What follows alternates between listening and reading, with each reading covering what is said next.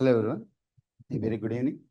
My name is Venkatesh and ఈరోజు మనము Telangana group అని సంబంధించి ప్రిలిమ్స్లోను మెయిన్స్లోను ఏ రకమైన ట్రెండ్స్ ఉన్నాయి అనేది ఈరోజు మనం చూద్దాం. అండ్ ట్రెండ్స్ ఈరోజు ఎందుకు చూస్తున్నాం అంటే ఆల్రెడీ ట్యూస్డే నాడు బేసిక్ ఓరియంటేషన్ సెషన్ మీకు అయింది. దాంట్లో ఎగ్జామ్ యొక్క ప్యాటర్న్ ఏంటి, ఎగ్జామ్ యొక్క సిలబస్ ఏంటి, ఏ రకమైన క్వశ్చన్స్ వస్తున్నాయి, ఎలా ప్రిపేర్ అవ్వాలని బేసిక్స్ చెప్పాం. ఇది మీకు సెకండ్ ఫ్రీ సెషన్. ఇది ఒక ఓరియంటేషన్ సెషన్. దీంట్లో మనము ట్రెండ్స్ ఏ రకంగా ఉంటాయో చూస్తాం. దీని తర్వాత నెక్స్ట్ వీక్ నుంచి, నెక్స్ట్ మండే నుంచి మీకు ఫౌండేషన్ క్లాసెస్ కూడా ఉంటాయి. ఈ ఫౌండేషన్ క్లాసెస్ అనేవి మార్నింగ్ 11 to 1:30 ఉంటాయి. ఎవరైతే కొంచెం ఇంట్రెస్టెడ్గా ఉంటారో వాళ్ళు ఫ్రీగా అటెండ్ అవ్వచ్చు. So this is the second session and let's start the session. దీని యొక్క బేసిక్ ఎజెండా ఏంటిది, మెయిన్లీ అసలు ఎందుకు మనం ట్రెండ్స్ చూడాలి, అసలు డేటా యొక్క యూజ్ ఏంటి, because as I'm economy faculty data యొక్క ఇంపార్టెన్స్ నాకు తెలుసు. ఆ ఇంపార్టెన్స్ మీకు కూడా చెప్దామని ఈ సెషన్. దీని తర్వాత 20th నుంచి అంటే మండే నుంచి ఫౌండేషన్ క్లాసెస్ ఫ్రమ్ 11 to 1:30. ఈ క్లాసెస్ ఆఫ్లైన్ హైదరాబాద్లో ఉంటాయి, ఆన్లైన్ లైవ్లో ఉంటుంది, అదేవిధంగా రికార్డెడ్ యూట్యూబ్లో అవైలబుల్ ఉంటుంది. 3 ఉంటాయి. So whenever it is free, whenever it is possible, you just watch. Okay, right, let start the session.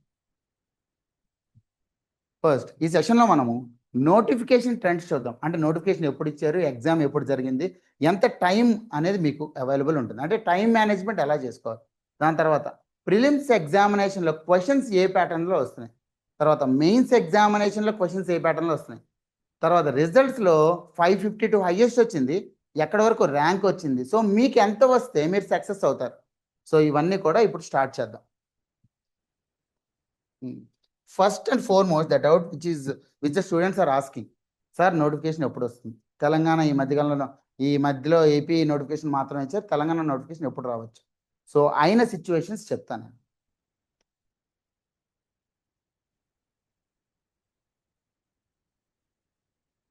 First ఎవరైతే శాంతకుమారి గారు ఎక్స్ చీఫ్ సెక్రటరీ ఉన్నారో ఆవిడ వేకెన్సీస్ ఎన్ని ఉన్నాయి అనేది రిపోర్టు తెలంగాణ గవర్నమెంట్కి సబ్మిట్ చేసేసారు.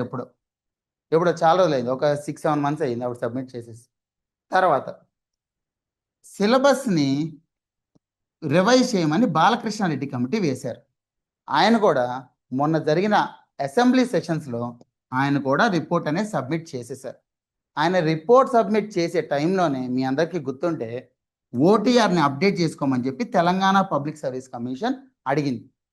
దీని తర్వాత ఇంకేంటి అప్డేటు ఏంటి అంటే ప్రతి జాబ్కి ఒక 10 years ఏజ్ రిలాక్సేషన్ కల్పిస్తూ తెలంగాణ ఒక జియో రిలీజ్ చేసింది. But let me clear it for you. Telangana group 1 2022లో నోటిఫికేషన్ ఇచ్చారు ఫర్ ద ఫస్ట్ టైం 506 పోస్టులకి. తర్వాత కొంచెం ఇంక్రీజ్ చేసి 2024లో 563 పోస్టులు ఇచ్చారు. మధ్యలో 2023లో మళ్ళీ ప్రిలిమ్స్ జరిగింది, అంటే 3 సార్లు ప్రిలిమ్స్ అనేది జరిగింది. అవునా, అంటే 2022 నోటిఫికేషన్ ఇచ్చిన తర్వాత 2 years వేస్ట్ అయ్యింది స్టూడెంట్స్. సో 22 నోటిఫికేషన్ ఇచ్చేటప్పుడు మీకు ఏజ్ క్రైటీరియా అనేది 18 to 44 years ఉండేది ఆల్రెడీ. మిగతా వాటికి 35 years ఉండే, అందుకే ఇప్పుడు 10 years అని పెంచారు. బట్ ఆల్రెడీ ఆ టైంకి 18 to 44 ఉండేది తెలంగాణ గ్రూప్ 1 స్టూడెంట్స్కి. తెలంగాణ గ్రూప్ 2కి కూడా 18 to 44. బట్ ఈ నోటిఫికేషన్ ఎప్పుడైతే రెండోసారి 2024లో ఇచ్చారో రీనోటిఫికేషన్ ఇచ్చిన టైంలో 2 years వేస్ట్ అయింది కదా, అందుకే 2 yearsని కలిపి 18 to 46 వాళ్ళు అప్లై చేసుకోవచ్చు అని ఇచ్చారు. బట్ నౌ ఇది నార్మలైజేషన్ అయిపోయింది, అంటే నార్మల్సీకి రీచ్ అయిపోయింది. ఇప్పుడు 18 to 44 ఏజ్ క్రైటీరియా కింద, అంటే 44 years నిండకూడదు, 44 years కంటిన్యూ అవ్వచ్చు కానీ నిండకూడదు. But at the same point of time Telangana group 2కి అప్పటి నుంచి మారలే.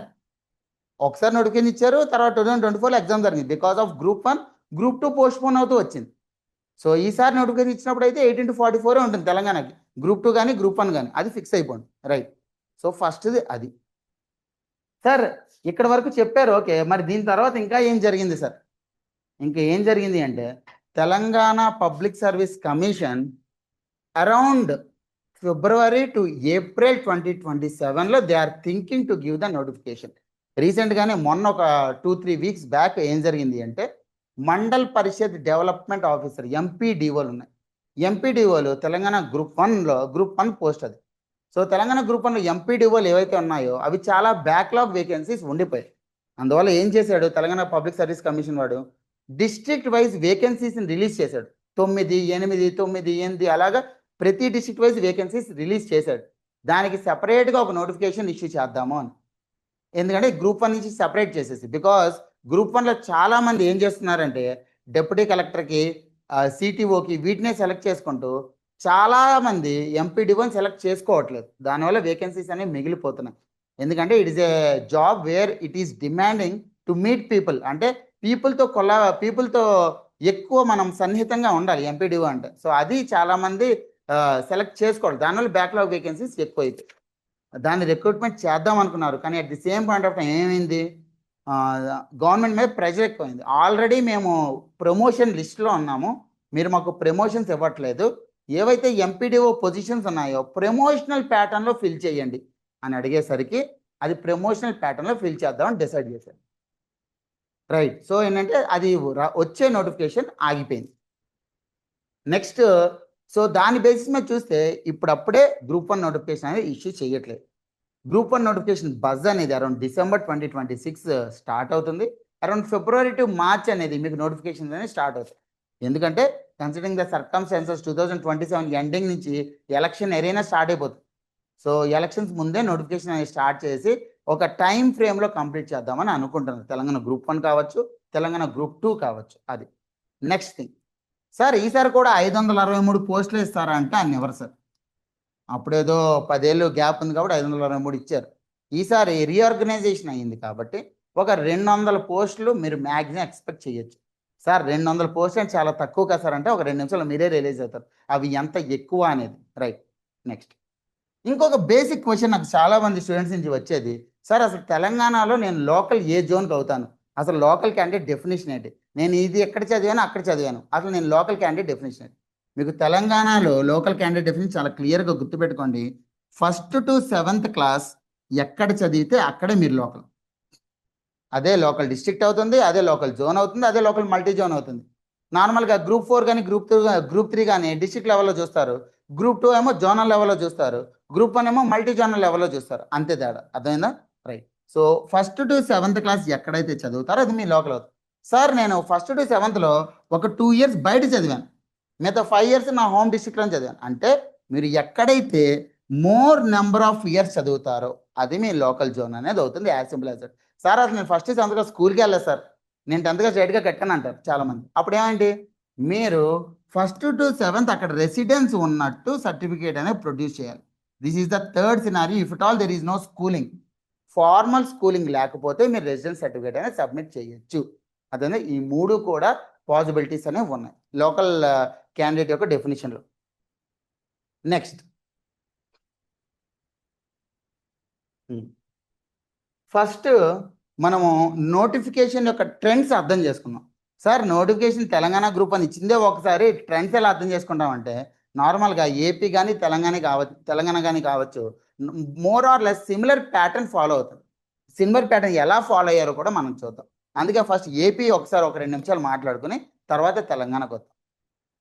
గత 10 ఏళ్లలో 2014 నుంచి 2025 టైంకి ఏపీ 4 సార్లు నోటిఫికేషన్ ఇచ్చేది గ్రూప్ 1. 2016లో ఒకటి, 18, 22, 23 అంటే మొత్తం 4 నోటిఫికేషన్లు ఇచ్చింది. సార్ తెలంగాణ ఒకటే ఇచ్చింది, ఏపీ 4 ఇచ్చింది సార్, వాళ్ళే బెటర్ అనుకున్నా. ఒకసారి చూడండి, 81 పోస్టులు ఒకసారి, 92 ఒకసారి, 169 ఒకసారి, 78 ఒకసారి, మొత్తం కలిపితే ఒక 450 పోస్టులు కూడా ఉండవు. మీకు అన్నీ కలిపి 563 పోస్టులు ఇచ్చారు. సో ఎన్ని పోస్టులు ఇచ్చినా సరే ఇక్కడ ఎందుకు అడ్వాంటేజ్ అంటే 4 times ఆపర్చునిటీ వచ్చింది. అంటే ఒకసారి ఎగ్జామ్ రాసి డిసైడ్ చేసేసే లెవెల్ 4 times ఎక్కువ ఆపర్చునిటీ ఇచ్చారు. అందువల్ల ఏంటి అంటే మీరు ఎన్ని వచ్చే సరే ఎవ్రీ టైం ఫ్రీక్వెన్సీ ఎక్కువ ఉండేలా కోరుకోండి ఒకవేళ కోరుకుంటే. సో ఎవ్రీ టైం ఒక 100 పోస్టులు 150 ఇచ్చేసారు, which is a very very better number in comparison to even Andhra Pradesh. అర్థమైందా? సో దీంట్లో ఈ 4 నోటిఫికేషన్లో ది బెస్ట్గా కంప్లీట్ అయిన నోటిఫికేషన్ ఒకసారి చూద్దాం. 2022 నోటిఫికేషన్ ది బెస్ట్ కంప్లీట్ అయింది. ఇక్కడ చూస్తే సెప్టెంబర్ 2022లో నోటిఫికేషన్ వచ్చింది. ప్రిలిమ్స్ ఎప్పుడు కండక్ట్ చేశారు? 1 సెకండ్, సారీ.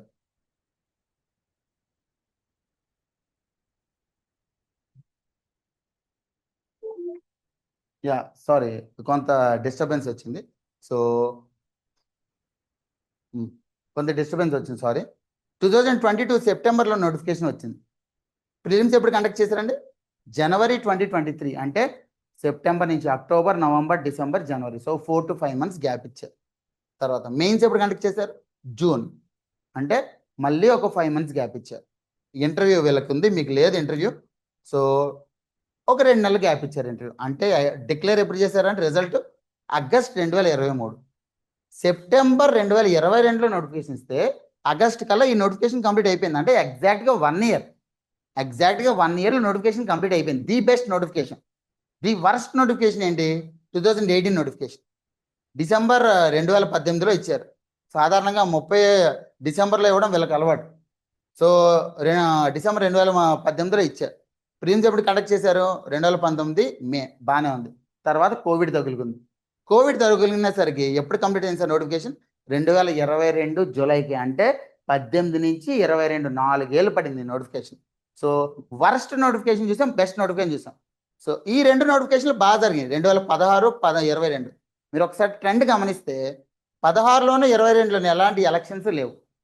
ఎలక్షన్స్ లేని ఇయర్ చాలా సాఫీగా జరిగిపోతాయి నోటిఫికేషన్, ఎవరు ఇన్వాల్వ్ గారు. ఎలక్షన్ ఉన్న ఇయర్ చూద్దాం. 18 నోటిఫికేషన్, 19 ఎలక్షన్ జరిగింది, 2023 ఎలక్షన్ జరిగింది. ఈ 2 నోటిఫికేషన్ లేట్ అయిపోయింది. ఇదేమో 3 ఏళ్ళు పట్టింది, ఇదేమో 4 ఏళ్ళు పట్టింది. వీళ్ళకున్న ట్రెండ్ ఇది. ఎలక్షన్ లేని ఇయర్స్ నోటిఫికేషన్ చాలా సాఫీగా జరిగిపోతుంది. ఇప్పుడు తెలంగాణకు వద్దాం. తెలంగాణ చూడండి, ఫస్ట్ టైం గ్రూప్ 1 నోటిఫికేషన్ ఇచ్చింది ఏప్రిల్ 2022లో నోటిఫికేషన్ ఇచ్చారు. అప్లికేషన్స్ అవి స్టార్ట్ అయినాయి మే 2022లో. ప్రిలిమ్స్ ఎగ్జామినేషన్ అక్టోబర్, అంటే April, May, June, July, August, September, and then ఒక 6 నెలలు గ్యాప్ ఇచ్చారు ప్రిలిమ్స్. రిజల్ట్ ఇదే ఉంది. రిజల్ట్ అనేది మళ్ళీ ప్రిలిమ్స్ ఎగ్జామినేషన్ మళ్ళీ రీ ఎగ్జామ్ కండక్ట్ చేసి ఇదంతా పక్కన పెట్టేసి ఇక్కడ వరకు ఈ 2 పక్కన పెట్టేసండి. కొంచెం న్యూ నోటిఫికేషన్ ఫిబ్రవరి 2024. ఎగ్జామ్ ఎప్పుడు జరిగింది? జూన్, అంటే ఫిబ్రవరి, మార్చ్, ఏప్రిల్, మే, జూన్, అంటే రీనోటిఫికేషన్ ఇచ్చినప్పుడు కూడా 4 నెలలు టైం ఇచ్చారు సార్ ప్రిలిమ్స్కి నోటిఫికేషన్ నుంచి. నార్మల్గా ఇక్కడ ఎంత ఇచ్చారు? 6 నెలలు టైం ఇచ్చారు ప్రిలిమ్స్ ఎగ్జామినేషన్. ఇక్కడ 4 నెలలు టైం ఇచ్చారు. మెయిన్స్ ఎగ్జామినేషన్ చూడండి, జూన్ నుంచి అక్టోబర్, అంటే June, July, August, September, October. ఇక్కడ కూడా 4 నుంచి 5 నెలలు. సో మీరు అర్థం చేసుకోవాల్సింది ఏంటి? నోటిఫికేషన్ దగ్గర నుంచి ప్రిలిమ్స్ ఎగ్జామినేషన్కి ఒక 4 to 5 months మినిమం మీరు ఎక్స్పెక్ట్ చేయొచ్చు. ప్రిలిమ్స్ నుంచి మెయిన్స్కి మళ్ళీ ఒక 4 to 5 months మినిమం మీరు ఎక్స్పెక్ట్ చేయొచ్చు. సార్ ఒక నోటిఫికేషన్ తెలిచేస్తాను, ముందు ఏపీలో కూడా అదే కదా జరిగింది. సో ఏపీలో కూడా అదే ట్రెండ్ ఫాలో అయ్యారు కాబట్టి ఇది general trend. Prelims examination, mains examination. ఇంకా గట్టిగా మాట్లాడుకుంటే తెలంగాణకి ఓన్లీ మెయిన్స్ ఉంది, ఇంటర్వ్యూ లేదు కదా. సో మెయిన్స్ 900 మార్క్స్ కాబట్టి ఆటోమేటిక్గా మీకు ఇంకా ఎక్కువ టైం ఇచ్చే అవకాశం ఉంటుంది ఒకవేళ మీరు అడిగితే. So minimum to minimum notification వచ్చిన దగ్గర నుంచి 4 to 5 months prelims examination, 4 to 5 months mains examination. So ఇది 2022 నోటిఫికేషన్ ఇప్పుడు కంప్లీట్ అయిపోయింది. అన్ని కేసులు తీసి పక్కన పడేశారు. ఇది మనం ఫస్ట్ నోటిఫికేషన్ ట్రెండ్ నుంచి తెలుసుకోవాల్సింది. నెక్స్ట్ సిలబస్ నుంచి ఏం తెలుసుకోవాలి? మీకు చాలా ఉన్న బెస్ట్ అడ్వాంటేజ్ ఏంటి అంటే ప్రిలిమ్స్ ఎగ్జామినేషన్లో నెగిటివ్ మార్కింగే లేదు. సో వన్స్ నెగిటివ్ మార్కింగ్ లేకపోతే 150 పెట్టేసేయచ్చు. కానీ 150 పెట్టలేం. ఎందుకు పెట్టలేమో నేను చెప్తాను. ఓకే, సో ఇక్కడ చూడండి, ఇవన్నీ కూడా మీకు యూపీఎస్సి ప్రిలిమ్స్ ఏవైతే సిలబస్ ఉందో అదే syllabus as it is copy paste చేశాడు. అదే కాకుండా same syllabus with basic English group 2లో పెట్టాడు. గ్రూప్ 2లో పేపర్ 1 సేమ్ సిలబస్. గ్రూప్ 2లో పేపర్ 1 సేమ్ సిలబస్. నెక్స్ట్ ఇదే ప్రిలిమ్స్ ఎగ్జామినేషన్లో డిఫరెంట్ టైప్ ఆఫ్ క్వశ్చన్స్ ఏ రకంగా వచ్చాయి అనేది ఒకసారి చూద్దాం. మనం 3 సార్లు ప్రిలిమ్స్ ఎగ్జామినేషన్ జరిగింది. అదృష్టం కొద్దో దురదృష్టం కొద్దో మనకి నెక్స్ట్ నోటిఫికేషన్కి ఒక అనాలిసిస్ దొరికింది. సో ఈ అనాలిసిస్ చూద్దాం ఒకసారి. డైరెక్ట్ కీవర్డ్ క్వశ్చన్స్ అనేవి 34, 35, 32, అంటే మహా అయితే 30 ఇచ్చారు అంతే డైరెక్ట్ క్వశ్చన్స్. అంటే what is the capital of India? New Delhi. ఒక పదమే ఆన్సర్ ఉంటుంది. సో ఈ ఒక్క పదం ఆన్సర్ ఉన్నవి 34 ఇచ్చారు. అంటే సార్ డైరెక్ట్ స్టేట్మెంట్ ఉన్నవి, స్టేట్మెంట్ పదం కాకుండా స్టేట్మెంట్ ఉంటుంది ఆన్సర్. ఒక 6 6 మహా అయితే 40 క్వశ్చన్లు 150కి డైరెక్ట్గా ఇచ్చినవి. అంటే ఒక 20% ఉంది అంతే. 20% మాత్రమే డైరెక్ట్ క్వశ్చన్లు. మిగతా చూద్దాం. ఏవి సార్ చాలా ఎక్కువ ఇచ్చినవి? 4 స్టేట్మెంట్ క్వశ్చన్లు 17 17 27 మహా అంటే 20 క్వశ్చన్లు 4 స్టేట్మెంట్ క్వశ్చన్లు ఇచ్చారు మీకు. 20 ఇంటూ 4 వేసుకుందాం ఒక్కొక్క దాంట్లో, అంటే 80 టాపిక్ల మీద ఇచ్చినట్టేనా? సో 80 టాపిక్ల మీద మీరు ప్రిలిమ్స్ ఎగ్జామినేషన్ రాయాలి. ఓన్లీ విచ్ ఈజ్ ఒక 4 స్టేట్మెంట్ క్వశ్చన్, అంటే 20 క్వశ్చన్లు 80 టాపిక్లు ఉన్నాయి మీకు. నెక్స్ట్ ఇంకా కొంచెం డెప్త్కి వెళ్దాం. మ్యాచింగ్ మినిమం 16 నుంచి 24 క్వశ్చన్లు ఇస్తున్నారు, అంటే ఒక 18 వేసుకోండి యావరేజ్గా. అవి కూడా ఇంటూ 4 వేసుకోండి మ్యాచింగ్లో, ఒక 70. ఇక్కడ ఒక 70 టాపిక్లు, అంటే మీకు 150 క్వశ్చన్లో మీరు 150 క్వశ్చన్లు కాదు రాసేది, అరౌండ్ 300 నుంచి 350 టాపిక్ల మీద రాస్తున్నారు. అది గుర్తుపెట్టుకోండి. ఎందుకంటే సింపుల్ ఒకటే, మీకు ఓవరాల్గా ఒకే type of difficulty level maintain చేశాడు, కానీ జస్ట్ ఒక చిన్న చేంజ్తో, అది ఒక 2 నిమిషాల్లో మాట్లాడుకుందాం. ఓవరాల్గా ఎప్పుడైతే డైవర్సిటీ ఎక్కువ ఉంటుందో డిఫికల్టీ ఎక్కువ ఉంటుంది. యాజ్ సింపుల్ అది. ఎందుకంటే మీకు అన్నీ కూడా సింగిల్ స్టేట్మెంట్ క్వశ్చన్స్ ఇచ్చారనుకోండి, మన మైండ్ సెట్ ఈజీ అయిపోతుంది. తక్కువ నెంబర్ ఆఫ్ క్వశ్చన్లు ఉంటాయి, తక్కువ నెంబర్ ఆఫ్ టాపిక్ మీద మీరు ఆలోచించాలి, అప్పుడు ఈజీగా ఆన్సర్ చేయగలరు. కానీ అదే ఒకే క్వశ్చన్ 4 స్టేట్మెంట్లు ఇస్తే ప్రతి స్టేట్మెంట్ తెలియాలి, అట్లీస్ట్ 2 స్టేట్మెంట్స్ తెలియాలి. అందులో గ్రూప్ 1 గ్రూప్ 2 అంటే ఫ్యాక్చువల్ ఎక్కువ ఉంటాయి. సో ఫ్యాక్చువల్ ఎప్పుడైతే ఎక్కువ ఇస్తారో మీకు ఇంకా డిఫికల్ట్ అయిపోతుంది. ఎందుకంటే 4 స్టేట్మెంట్లో ఏ ఒక్క ఫ్యాక్ట్ తెలియకపోయినా మీరు ఆ క్వశ్చన్ పూర్తిగా లాస్ అయిపోయినట్టు. ఎందుకంటే ఎలిమినేషన్ టెక్నిక్ కూడా ఈ మధ్యకాలంలో ఇవ్వట్లా, డైరెక్ట్గా తెలిస్తేనే ఇస్తున్నాడు. అదేనా? అందులోనూ 2022 ఈజ్ ద టఫెస్ట్ ఎగ్జామ్ ఈ 3 ఎగ్జామ్స్లో. అంటే ఫస్ట్ టైము చాలా గట్టిగా అడిగాడు, జనాలు భయపడ్డారు. సెకండ్ టైం థర్డ్ టైం బాగా ఇది ఇక్కడికి ఒక స్టాండర్డ్ రీచ్ అయిపోయాడు.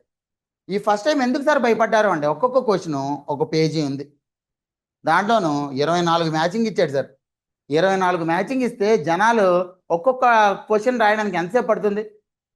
అందువల్ల ఇక్కడ చాలామంది చెప్పడం ఏంటంటే 2022 ఎగ్జామినేషన్కి మేము చాలా క్వశ్చన్స్ వదిలేసి వచ్చామని చెప్పారు చాలామంది. ఎందుకంటే ఇది చాలా టఫ్గా వచ్చింది పేపర్.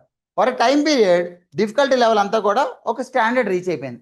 ఎంత చూసుకున్నా డైవర్సిటీ ఆఫ్ క్వశ్చన్స్ ఉంటే డిఫికల్టీ ఉంటుంది. యాజ్ సింపుల్ యాజ్ అది మీరు నేర్చుకోవాల్సింది ప్రిలిమ్స్ ఎగ్జామినేషన్ నుంచి. నెక్స్ట్ సార్, ప్రిలిమ్స్ ఎగ్జామ్లో మనకు ఒక 13 టాపిక్లు ఉన్నాయి. ఏ టాపిక్ నుంచి ఎక్కువ క్వశ్చన్స్ వస్తున్నాయి? మనం అందరం ఒకటే నమ్మేది ఏంటి? History, geography, polity, economy, repeat repeat repeat, ఇదే రిపీట్ అవుతూ ఉంటుంది. ఈ 4 స్తంభాల ఆట దాటి బయటకు వెళ్ళరు. కానీ ఒక్కసారి ఈ ట్రెండ్స్ చూద్దాం. మీరు చూడండి కరెంట్ అఫైర్స్, మళ్ళీ అప్పుడప్పుడు కరెంట్ అఫైర్స్ ఎన్ని చదవాలి, ఎన్ని మంత్స్ చదవాలి, సంవత్సరం చదవాలి, 2 సంవత్సరాలు చదవాలి, ఒక్కసారి మొత్తం అన్ని చూడండి. హైయెస్ట్ నెంబర్ ఆఫ్ క్వశ్చన్స్ 2022లో ఎక్కడ అడిగాడు సార్? 2022, 23, 24 కింద చూసి కింద ఇంపార్టెంట్, పైన 22 చూడండి. 22లో 25 క్వశ్చన్లు జనరల్ సైన్స్, లాజికల్ రీజనింగ్ 23, 23లో 21 క్వశ్చన్లు 20, 24లో 24 క్వశ్చన్లు 25. అంటే కన్సిస్టెంట్గా మీకు జనరల్ సైన్స్ మీద, అదేవిధంగా లాజికల్ రీజనింగ్ మీద ఎక్కువ క్వశ్చన్లు అడిగాడు కన్సిస్టెంట్గా 3 సార్లు కూడా. సో ఒక ప్యాటర్న్ అర్థమైపోయింది. 3 సార్లు ఇచ్చాడు అంటే అదే ప్యాటర్న్ ఫాలో అవుతాడు, మీకు అదే అర్థం చేసుకోండి. సో మీరు 4 స్తంభాలు ఆడతాడు బయటకు వచ్చి జనరల్ సైన్స్, లాజికల్ రీజనింగ్ ఎక్కువ చదవాలి, అది మీరు గుర్తుపెట్టుకోండి. నెక్స్ట్ సార్, మరి 4 స్తంభాలు ఆట ఏం చేశారు అంటే, ఒక్కసారి ఈ 4 చూడండి. ఈ 4 12 12 12 10 మహా అయితే ఇది 20కి వెళ్ళాడు అప్పుడు ఒకసారి అంతే. అంటే 12 నుంచి 15 క్వశ్చన్లు అనేవి ప్రతి సబ్జెక్ట్ నుంచి అడుగుతాడు, మొత్తం కలిపి 48. కానీ ఈ 2 సాల్వ్ చేస్తే 50 మార్కులు వచ్చేస్తున్నాయి మీకు. సో 4 చదవడం ఈజీయా, 2 చదవడం ఈజీయా? ఈ 2 కానీ మీరు చదువుకున్నారు, ది బెస్ట్గా చదివారు, 50 బిట్లో 40 బిట్లు పెట్టలేరా? ఎప్పుడైతే 40 బిట్లు పెడతారో మీకు ఆటోమేటిక్గా ఛాన్సెస్ అనేవి ఎక్కువ ఉండవు. మిగతావి సగం పెట్టినా చాలు, ఈజీగా క్వాలిఫై అయిపోతారు. సో దీని ప్రకారం మీరు టైం మేనేజ్మెంట్ డివైడ్ చేసుకోవాలి. అంటే ఈ 4 స్తంభాలు ఆటే కాకుండా, అంటే హిస్టరీ, పాలిటీ, ఎకానమీ, జాగ్రఫీయే కాకుండా science and technology, logical reasoning మీద ఎక్కువ కాన్సన్ట్రేట్ చేయాలి, అది నేను చెప్పదలుచుకుంది. రైట్. నెక్స్ట్ సార్, ప్రిలిమ్స్ మనకు తెలంగాణ సిలబస్ అడగరు కదా, సో యూపీఎస్సీ వాళ్ళు ఈజీగా రాయొచ్చు కదా అంటే no. Policies of Telangana state 6 నుంచి 7 క్వశ్చన్లు అడుగుతున్నాడు. Next society and arts of Telangana 5 నుంచి 12 క్వశ్చన్లు అడుగుతున్నాడు. అంటే ఒక యావరేజ్గా ఒక 7 క్వశ్చన్లు వేసుకోండి. అంటే 7 5 12 క్వశ్చన్లు మీకు తెలంగాణ నుంచి ఉంటాయి. ఇంకా ఇక్కడ జాగ్రఫీ ఆఫ్ తెలంగాణ స్టేట్ ఒక 3 క్వశ్చన్లు వేసుకోండి దాని నుంచి. అంటే 15 నుంచి 20 క్వశ్చన్లు మీకు తెలంగాణకి సంబంధించినవే ఉంటాయి. అది ఫిక్స్ అయిపోయింది. అందులో కరెంట్ అఫైర్స్, రీజనల్, ఇది ఎవరో పట్టించుకోరు. అందరూ నేషనల్ ఇంటర్నేషనల్ చదువుకుంటూ కూర్చుంటారు. తెలంగాణ ఎవరు చదవరు. మీకు తెలంగాణ కరెంట్ అఫైర్స్ కావాలి అంటే మన సివిక్ సెంటర్ ఐఏఎస్ఏ ప్రతిరోజు సూపర్ 6 అని చెప్పి ఒకటి ప్రిపేర్ చేస్తున్నాం. మన ఇన్హౌస్ టీం అంతా కలిపి ప్రిపేర్ చేస్తున్నారు. ఈ సూపర్ 6 అనేది మన civic centre IAS current affairs ఛానల్లో ప్రతిరోజు కూడా తెలంగాణ కరెంట్ అఫైర్స్తో కలిపి అప్లోడ్ చేస్తున్నారు. సో మీరేంటి అంటే ఆ ఛానల్లో జాయిన్ అయ్యి ఫ్రీగా అది ప్రతిరోజు చదువు. But current affairs of Telangana కూడా మీరు చదవాలి, అది గుర్తుపెట్టుకోండి. ఓకేనా? రైట్. ఈ పర్టికులర్ ట్రెండ్స్ నుంచి మనకి ఏమర్థమైంది? 2 విషయాలు. మొదటి విషయం, ఏవైతే 4 స్తంభాలు ఉంటుందో అది 4 స్తంభాలకి ఎక్కువ ప్రిఫరెన్స్ కాదు. ప్రిఫరెన్స్ అనేది సైన్స్ అండ్ టెక్నాలజీకి, నెక్స్ట్ డేటా ఇంటర్ప్రిటేషన్కి ఎక్కువ ప్రిఫరెన్స్ ఉంది. సెకండ్ విషయం, తెలంగాణ రిలేటెడ్గా ఖచ్చితంగా చదువుకోవాలి. తెలంగాణ రిలేటెడ్గా చదువుకుంటే అడ్వాంటేజ్ ఉంటుంది. ఈ రెండు గుర్తుపెట్టుకోండి. తర్వాత ఎలాంటి క్వశ్చన్స్ ఇస్తున్నారు సార్? కరెంట్ అఫైర్స్ అనగానే ప్రతి ఒక్క చిన్న కరెంట్ అఫైర్స్ చదివేస్తారు. కానీ ఆ కరెంట్ అఫైర్స్లో ఏవేవి ఇంపార్టెంట్ చూసుకోవాలి, ఎలాంటివి అడుగుతున్నారు. మీకు ఇక్కడ 3 టైప్స్ ఆఫ్ కరెంట్ అఫైర్స్ ఉన్నాయి. 3 ఒక్కసారి మాట్లాడుకుందాం. ఇది మిస్లేనియస్ కరెంట్ అఫైర్స్, అంటే ఏ టాపిక్లోకి రాకుండా స్పోర్ట్స్, పర్సనాలిటీస్ వీటికి సంబంధించిన అనమాట. ఈ మిస్లేనియస్ కరెంట్ అఫైర్స్ ఏమో ఇంటర్నేషనల్కి సంబంధించింది. కామన్వెల్త్ గేమ్స్ ఇంటర్నేషనల్దేనా? ఎప్పుడైతే ఇంటర్నేషనల్ ఉందో ఏమడిగాడు? ఏ కంట్రీస్ ఎన్ని మెడల్స్ గెలిచి అన్నాడు. జస్ట్ ఓవర్ వ్యూ అడిగాడు. అదే ఇక్కడ చూడండి, సింగరేణి గురించి అడిగాడు. సింగరేణి మందన అంటే తెలంగాణ కరెంట్ అఫైర్స్ ఎన్ని స్టేట్మెంట్లు అడిగాడు? 3 స్టేట్మెంట్ క్వశ్చన్ అడిగాడు. అందులో చాలా డెప్త్గా అడిగాడు సింగరేణి గురించి. నెక్స్ట్ ఎక్కడ తీసుకోండి, Gaganyaan which is a very very important scientific mission, ISRO mission. 4 statement అడిగాడు. అంటే దీన్ని బట్టి మీకు ఏమర్థం అవుతుంది? కరెంట్ అఫైర్స్ ఏ టాపిక్స్ అయితే ఇంపార్టెంటో ఆ టాపిక్స్ డెప్త్గా అడుగుతాడు. అంటే మీ సబ్జెక్ట్తో రిలేట్ అయిన కరెంట్ అఫైర్స్ అనేవి చాలా డెప్త్గా వెళ్ళిపోతాడు. అదే సబ్జెక్ట్ రిలేట్ కానివి మాత్రము ఓవర్ అడుగుతాడు. Simple example, US Iran crisis నడుస్తుంది. యుఎస్ ఇరాన్ క్రైసిస్ నడుస్తుంటే ఏం అడుగుతాడు వాడు? యుఎస్లో ఎన్ని బాంబ్స్ పేల్చాడు, ఇరాన్లో ఎన్ని బాంబ్స్ పేల్చాడు అడగడు. ఆ క్రైసిస్ వల్ల ఏది ఎఫెక్ట్ అయింది? స్ట్రైట్ ఆఫ్ హార్ముజ్ జలసంధి అని చెప్పి ఒకటి ట్రేడ్ సప్లై చేస్తుంటారు. ఆ స్ట్రైట్ మూసేశారు ఇరాన్ వాళ్ళు. ఈ స్ట్రైట్ ఎక్కడుందని అడుగుతాడు ఒక క్వశ్చన్. ఈ స్ట్రైట్ చుట్టూ ఉన్న కంట్రీస్ ఏంటివి? అంతే, మహా అయితే ఓవర్వ్యూ మాత్రమే అడుగుతాడు. అర్థమైందా? సో దాని ప్రకారం మీరు ప్రిపేర్ అవ్వాలి కరెంట్ అఫైర్స్. లైక్ వైజ్ ఇది వచ్చేసరికి మనకి ఇంటర్నేషనల్ రిలేషన్స్ సంబంధించి. ఇంటర్నేషనల్ రిలేషన్స్ చూడండి, ఐఎంఎఫ్ ఎకానమీలో ఐఎంఎఫ్కి మించిన ఇంటర్నేషనల్ ఆర్గనైజేషన్ ఇంపార్టెన్స్ అన్నది ఇంకా ఏదీ లేదు. అందువల్ల ఏం చేశాడు? డెప్త్గా అడిగేశాడు. 5 స్టేట్మెంట్ క్వశ్చన్. అదే ఎక్కడ చూడండి, ఒక రిపోర్ట్కి సంబంధించి చాలాసార్లు రిపోర్ట్ ఏంటి, మనం ఏదేదో చదివేస్తూ ఉంటాం రిపోర్ట్. కానీ ఏం అడిగాడు వాడు? ర్యాంకులు ఎంత అని అడిగాడు. అంతే. నెక్స్ట్ ఇది initiative, belt and road initiative కొంచెం మేజర్ది ఉన్నా సరే 2 స్టేట్మెంట్ క్వశ్చన్ అడిగాడు. బట్ ఇండియా అది రిలేటెడ్ కాదు, ఇంటర్నేషనల్ వైడ్గా ఇంపార్టెంట్ అది బెల్ట్ అండ్ రోడ్ ఇనిషియేటివ్ అని. అందువల్ల 2 స్టేట్మెంట్ క్వశ్చన్ అడిగాడు. Next science and technology. Sir science and technology అనేది నాకు అసలు నచ్చదు, కానీ దాని నుంచి ఎక్కువగా చేస్తున్నారు. ఎలా చదవాలి సార్? మీకు సైన్స్ అండ్ టెక్నాలజీ గుర్తుపెట్టుకోవాల్సింది 3 విషయాలు. ఒకటి, ఏదైనా కొత్త టెక్నాలజీ ఉంటే అడిగేస్తాడు, లేదా ఏదైనా డిసీజ్ గురించి ఉంటే అడిగేస్తాడు, లేదా ఇస్రోకి సంబంధించి శాటిలైట్స్ అడిగేస్తాడు. ఈ 3 కూడా ఖచ్చితంగా ఇంపార్టెంట్ అయినాయి. ఏంటివి? Science and technology. ఈ 3 చదువుకుంటే కొత్త టెక్నాలజీస్ ఏమున్నాయి, డిసీజెస్ ఇన్ జనరల్ ఏమున్నాయి, ఆ డిసీజ్ యొక్క వైరస్ ఏముంది, నెక్స్ట్ ఇస్రో మిషన్స్ ఏమున్నాయి, చాలు మ్యాక్సిమం మార్క్స్ మీరు స్కోర్ చేసేస్తారు. రైట్. నెక్స్ట్ ఎన్విరాన్మెంట్లో మీరు 5 చదవాలి. ఒకటి, బేసిక్ కాన్సెప్ట్స్ ఏంటివి, ఎకోటోన్ ఏంటి, ఎన్విరాన్మెంట్ ఏంటి, ఎకాలజీ ఏంటి, ఇది చదువుతారు. తర్వాత ఏవైతే అగ్రిమెంట్స్ ఉన్నాయో, అంటే క్యోటో ప్రోటోకాల్ అంటాడు, ప్యారిస్ అగ్రిమెంట్, ఈ అగ్రిమెంట్స్ చదువుతారు. International organisation related to environment చదువుతారు. ఇండియా ఏ పాలసీస్ తీసుకుందో చదువుతారు. అండ్ పాలసీస్ వల్ల కొత్తగా కొన్ని టర్మ్స్ వస్తాయి, కార్బన్ క్రెడిట్ అంటాడు. ఈ 5 చదువుకుంటే మొత్తం ఎన్విరాన్మెంట్ అనేది అయిపోయినట్టే, అది మీరు గుర్తుపెట్టుకోండి. నెక్స్ట్ డిజాస్టర్ మేనేజ్మెంట్, ఇది ఇంపార్టెంట్. డిజాస్టర్ మేనేజ్మెంట్ రెండే ఇంపార్టెంట్. ఏంటివి? ఆ యాక్ట్ 2005 యాక్ట్ ఖచ్చితంగా చదువుకోవాలి. 2005 యాక్ట్ నుంచి మీకు క్వశ్చన్ అనేది గ్యారంటీ. అండ్ ఆ ఇయర్లో ఏదైనా డిజాస్టర్ అయ్యింది అంటే ఏది? ఈ నాలుగిట్లో డిజాస్టర్ ఏముంది? Thunderstorms. 2021లో థండర్ స్టామ్స్ వచ్చింది. సో అది కూడా డిజాస్టర్ కింద తీసుకోండి. Because it's a disaster, natural disaster అది థండర్ స్టామ్ అనేది. సో దాని మీద ఏ స్టేట్స్లో ఉన్నాయని అడిగాడు అంతే. అదే ఎన్డిఎంఏ యాక్ట్ చూడండి. ఎన్డిఎంఏ ఎప్పుడైంది, దాని యొక్క చైర్మన్ అంటే కంపోజిషన్ గురించి అడుగుతున్నాను. అదేనా? రైట్.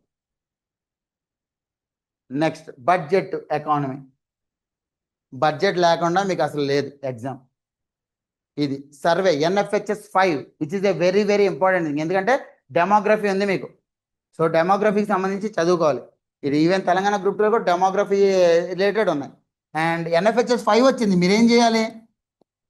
ఎన్ఎఫ్హెచ్ఎస్ 5 అంటే 1 2 3 4 ఉన్నట్టేనా? అంటే 6 కూడా ఉన్నట్టేనా? రీసెంట్గానే మే 31వ తారీఖు ఎన్ఎఫ్హెచ్ఎస్ 6 రిలీజ్ అయిపోయింది. మీరేం చేయాలి? ఎన్ఎఫ్హెచ్ఎస్ 6 తరువుగా చదువుకోవాలి. ఆటోమేటిక్గా మీకు ఒక మార్క్ వచ్చేస్తుంది. అదేనా? రైట్. ఇలా ప్రతి ఒక్క టాపిక్ మీకు అంటే మీకు కొన్ని క్రూషియల్ ఆస్పెక్ట్స్ ఉంటాయి. క్రూషియల్ ఆస్పెక్ట్స్ చదువుకుంటే మ్యాక్సిమం మార్క్స్ మహా అయితే 150 అవసరం లేదు కదా మనకి. 90 మార్కులు వస్తే చాలు మనకి. 90 మార్కులు వస్తే మనకి ఈజీగా ఎగ్జామ్ అనేది క్వాలిఫై అయిపోతాం. Next logical reasoning. ఇదే ఎక్కువ క్వశ్చన్స్ అడుగుతాడు. Data interpretation. ఒక గ్రాఫ్ ఇస్తాడు, గ్రాఫ్కి సంబంధించి ఏ రకంగా ఉందనే డేటా అడుగుతాడు, లేదా డైస్ ఇస్తాడు, లేదా ఈ లాజికల్ ఇస్తాడు. ఈ 3 ప్యాటర్న్సే రిపీటెడ్గా రిపీట్ అవుతుంది. సార్ అసలు మ్యాథ్స్ నాకు రాదు, అది ఎలా క్వాలిఫై అవ్వాలంటే మీకు maths engineering standard, inter standard అడగడు. చాలా బేసిక్స్ అడుగుతాడు. అందులో ప్రాబ్లమ్స్ అడగడు. అంటే మ్యాథమెటిక్స్ ఉండదు, లాజికల్ రీజనింగ్ ఉంటుంది. అది గుర్తుపెట్టుకోండి. Logical reasoning, analytical ability, data interpretation. ఇది డేటా. దీంట్లో మ్యాథ్స్ చిన్న చిన్నవి అడిషన్స్, మల్టిప్లికేషన్స్ అవి ఉంటాయి మహా అయితే. అర్థమైందా? Right. Next comes the mains examination. Sir mains examination జరిగిందో ఒకటే, ఒక్కొక్క పేపర్ ఉంది, మరి ఎలా సార్ అంటే ఒక్కసారి ఏపీ చూసుకుని వెళ్దాం. ఏపీలో టాపిక్స్ చాలా మటుకు మనకి రిపీట్ అయ్యాయి. అవి ఏంటో చూసుకుని వెళ్దాం. ఏపీలో ఇది జనరల్ ఎస్సే. జనరల్ ఎస్సేలో ఏ టాపిక్ సార్ ఎక్కువ రిపీట్ అయింది? ఏదో ఒక ఎకానమీ టాపిక్ గురించి ఖచ్చితంగా అడుగుతాడు. మనకు కూడా అంతే కదా, 6 టాపిక్లు ఇచ్చాడు అంతే. History and cultural heritage of India, economic development and growth and justice, అదేవిధంగా ఏంటి politics and dynamics of Indian politics. అలా ఒక 6 టాపిక్స్ అడిగాడు. 6 టాపిక్స్లో ఎకానమీ టాపిక్ గురించి ప్రతి సంవత్సరం అడుగుతాడు. ఉమెన్. ఈ ఉమెన్ అనే టాపిక్ మీకు ఒక పేపర్లో రాదు.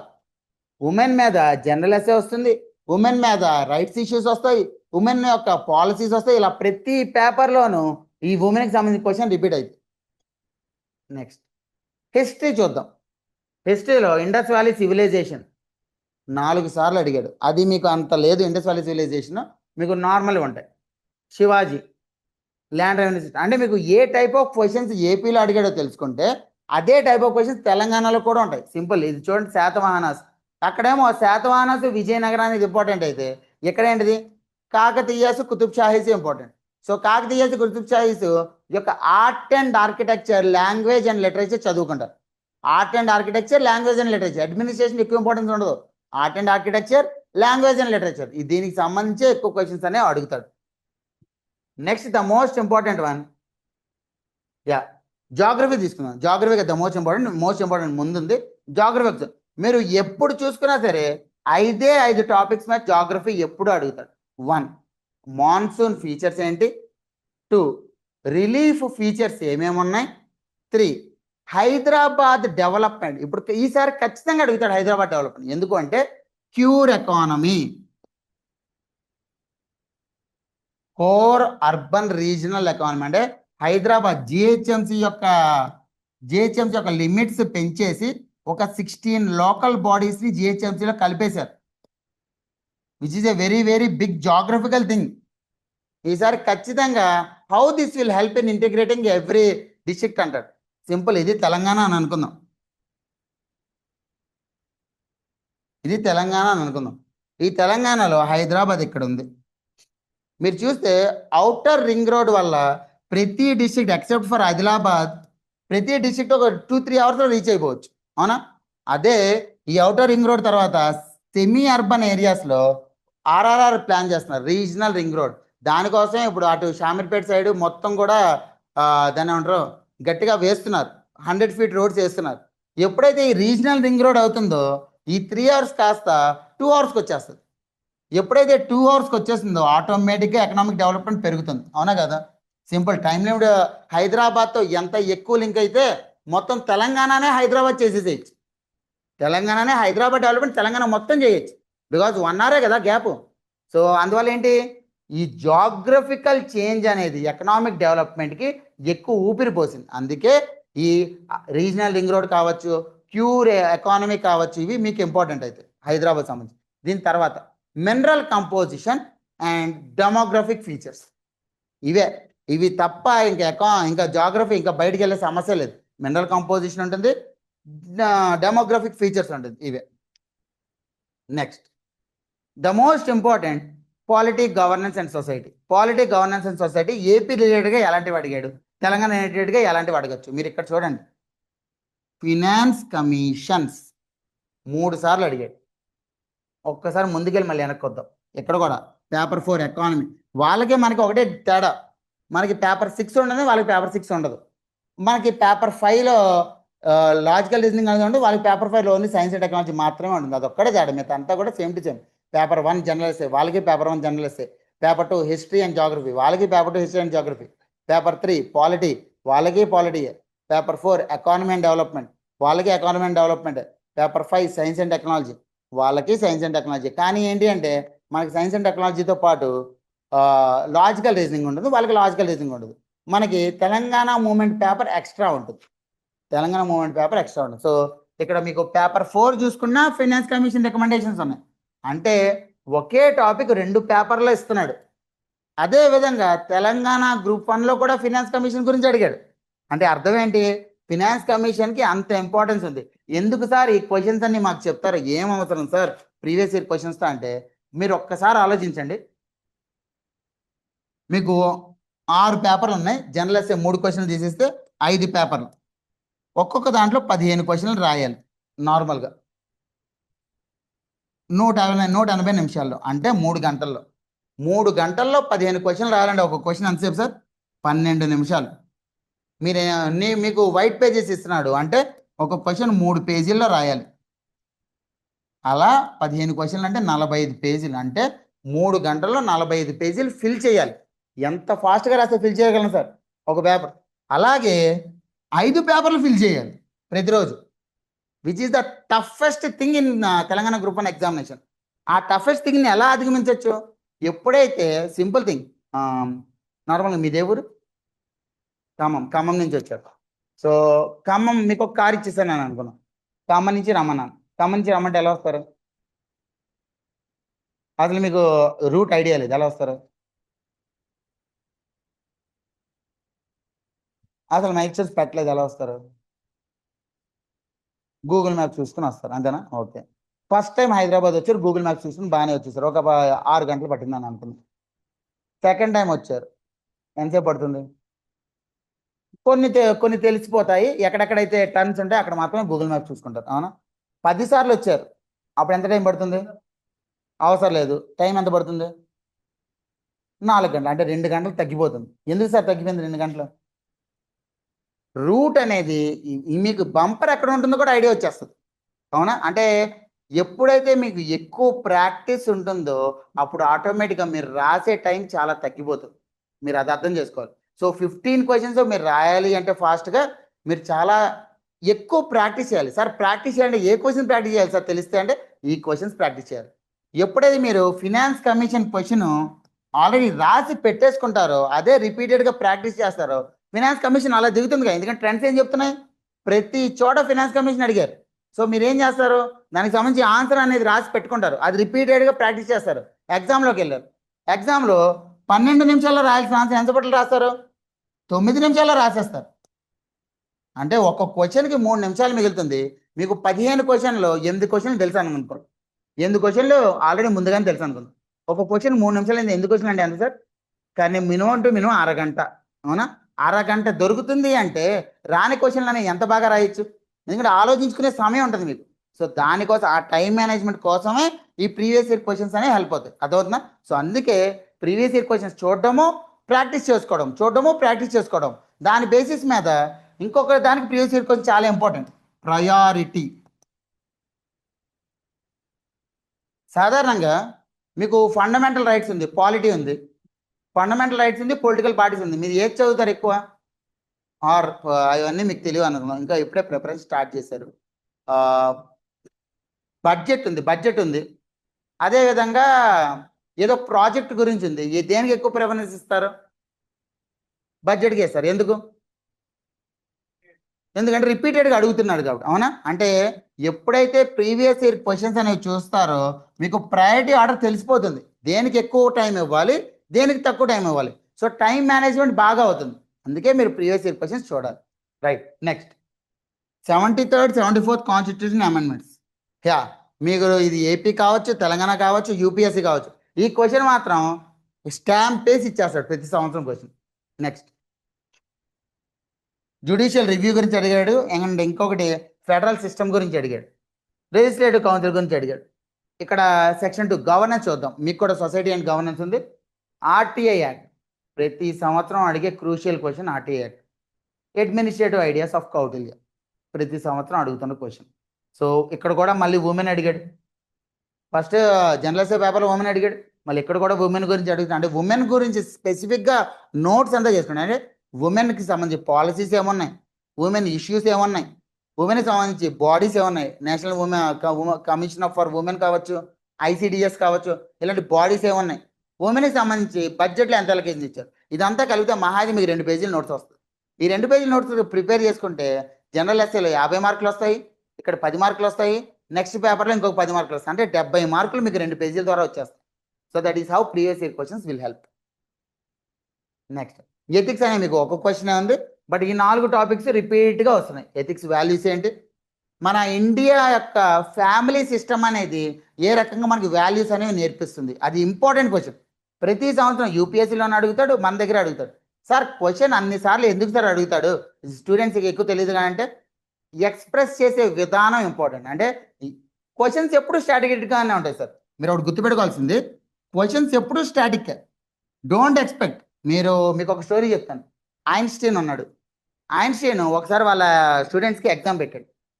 ఆ ఎగ్జామ్ పెట్టినప్పుడు బాగానే రాశారు అందరూ, వాళ్ళ పిఏ అందరి పేపర్లు కలెక్ట్ చేసుకుని వెళ్ళిపోయాడు. నెక్స్ట్ ఇయర్ ఐన్స్టీన్ మళ్ళీ ఆ క్లాస్కి వచ్చాడు, మళ్ళీ అదే క్వశ్చన్ పేపర్ ఇచ్చాడు. వాళ్ళ పిఏ ఇలా ఆశ్చర్యపోతూ చూశాడు. బయటకు వచ్చారు, సార్ మీరు ఒక మిస్టేక్ చేశారు ఏంటి అని అడిగితే, sir last year question paper ఈ సంవత్సరం కూడా పొరపాటు ఇచ్చారు. లేదు, నేను పొరపాటున ఇవ్వలేదు, నేను కావాలని ఇచ్చాను. ఎందుకు ఇచ్చాను అంటే the questions might be same but the answers are different every year. అంటే అదే ఆన్సర్ ఇచ్చాడు same. Like wise Telangana public service commission అయినా, ఏపీ అయినా, యూపీఎస్సీ అయినా క్వశ్చన్స్ అవే, మీరు రాసే ఆన్సర్స్ మారుతాయి. ఈ వీటిలోనే ఒక క్వశ్చన్ చూద్దాం. ఫినాన్స్ కమిషన్, మీరు 2025లో ఎగ్జామ్ జరిగితే 15th ఫినాన్స్ కమిషన్ గురించి రాయాలి. 2026లో ఎగ్జామ్ జరిగితే 16th ఫినాన్స్ కమిషన్ గురించి రాయాలి. రాసే టాపిక్ మొత్తం మారిపోతుంది, అర్థమవుతుందా? So that is how it gets updated. దీన్నే కరెంట్ అఫైర్స్ అప్డేట్ అనేది ఎప్పటికప్పుడు చేసుకుంటాం. సార్ కరెంట్ అఫైర్స్ అన్నారు, మెయిన్స్లో కరెంట్ అఫైర్స్ అడగరు కదా సార్ అంటే, మీకు ప్రిలిమ్స్ కంటే కరెంట్ అఫైర్స్ ఎక్కువ మెయిన్స్కే అవసరం. ఎందుకు అంటే మీకు ప్రిలిమ్స్లో క్వశ్చన్ అడుగుతాడు, కామన్వెల్త్ గేమ్స్లో ఏ కంట్రీస్ గెలిచాయి. అరే 4 ఆప్షన్స్ ఇచ్చాడు, మీకు విన్ పర్సంటేజ్ ఎంత? 25% విన్ ఆటోమేటిక్గా అవుతారు. 4లో ఏదో ఒకటి సెలెక్ట్ చేసుకుంటే విన్ అయ్యే అవకాశం ఉంటుంది, అవునా కదా? సరే, కానీ మెయిన్స్లో ఏమడుగుతాడు, ఇంపార్టెన్స్ ఆఫ్ కామన్వెల్త్ గేమ్స్ ఏంటి, ఇండియా ఎలా పెర్ఫామ్ చేస్తుంది స్పోర్ట్స్లో అడుగుతాడు. పాలసీ ఏమున్నాయి, స్పోర్ట్స్ పాలసీ. దీంట్లో ఏమీ తెలియదు, స్పోర్ట్స్ అనే పదం తప్ప మనకేం తెలియదు, అవునా? అంటే పాలసీ మొత్తం తెలిస్తే తప్ప మనం రాయలేం. అది కరెంట్ అఫైర్స్ సంబంధించే కదా. స్పోర్ట్స్ యొక్క ప్రామినెన్స్ అంటే ఖచ్చితంగా కామన్వెల్త్ గేమ్స్ గురించి, ఒలింపిక్స్ గురించి రాయకుండా రాస్తామా? రాస్తే మన ఆన్సర్ అనేది స్టాటిక్ అయిపోతుంది. ఆన్సర్స్ ఎప్పుడు డైనమిక్గానే ఉండాలి. అందుకే కరెంట్ అఫైర్స్ అనేవి ఎప్పుడు గ్రూప్ 1లో మీరు అన్ని కలిపి రాసుకోరు నోట్స్లో. సబ్జెక్ట్ వైజ్ కరెంట్ అఫైర్స్ రాసుకుంటారు. అంటే ఒక సబ్జెక్ట్ మీకు క్లాస్ జరుగుతుంటే ఆ సబ్జెక్ట్ కరెంట్ అఫైర్స్ అని అదే బుక్లో ఉండాలి. You have the continuity. నేను ఈరోజు ఇన్ఫ్లేషన్ టాపిక్ చెప్పాను అని అనుకుందాం. ఈరోజు ఇన్ఫ్లేషన్ టాపిక్ చెప్తే రేపు ఇన్ఫ్లేషన్ మీద రిపోర్ట్ రిలీజ్ అయింది, ఆ రిపోర్ట్ మీ నోట్స్ దగ్గర ఉండాలి.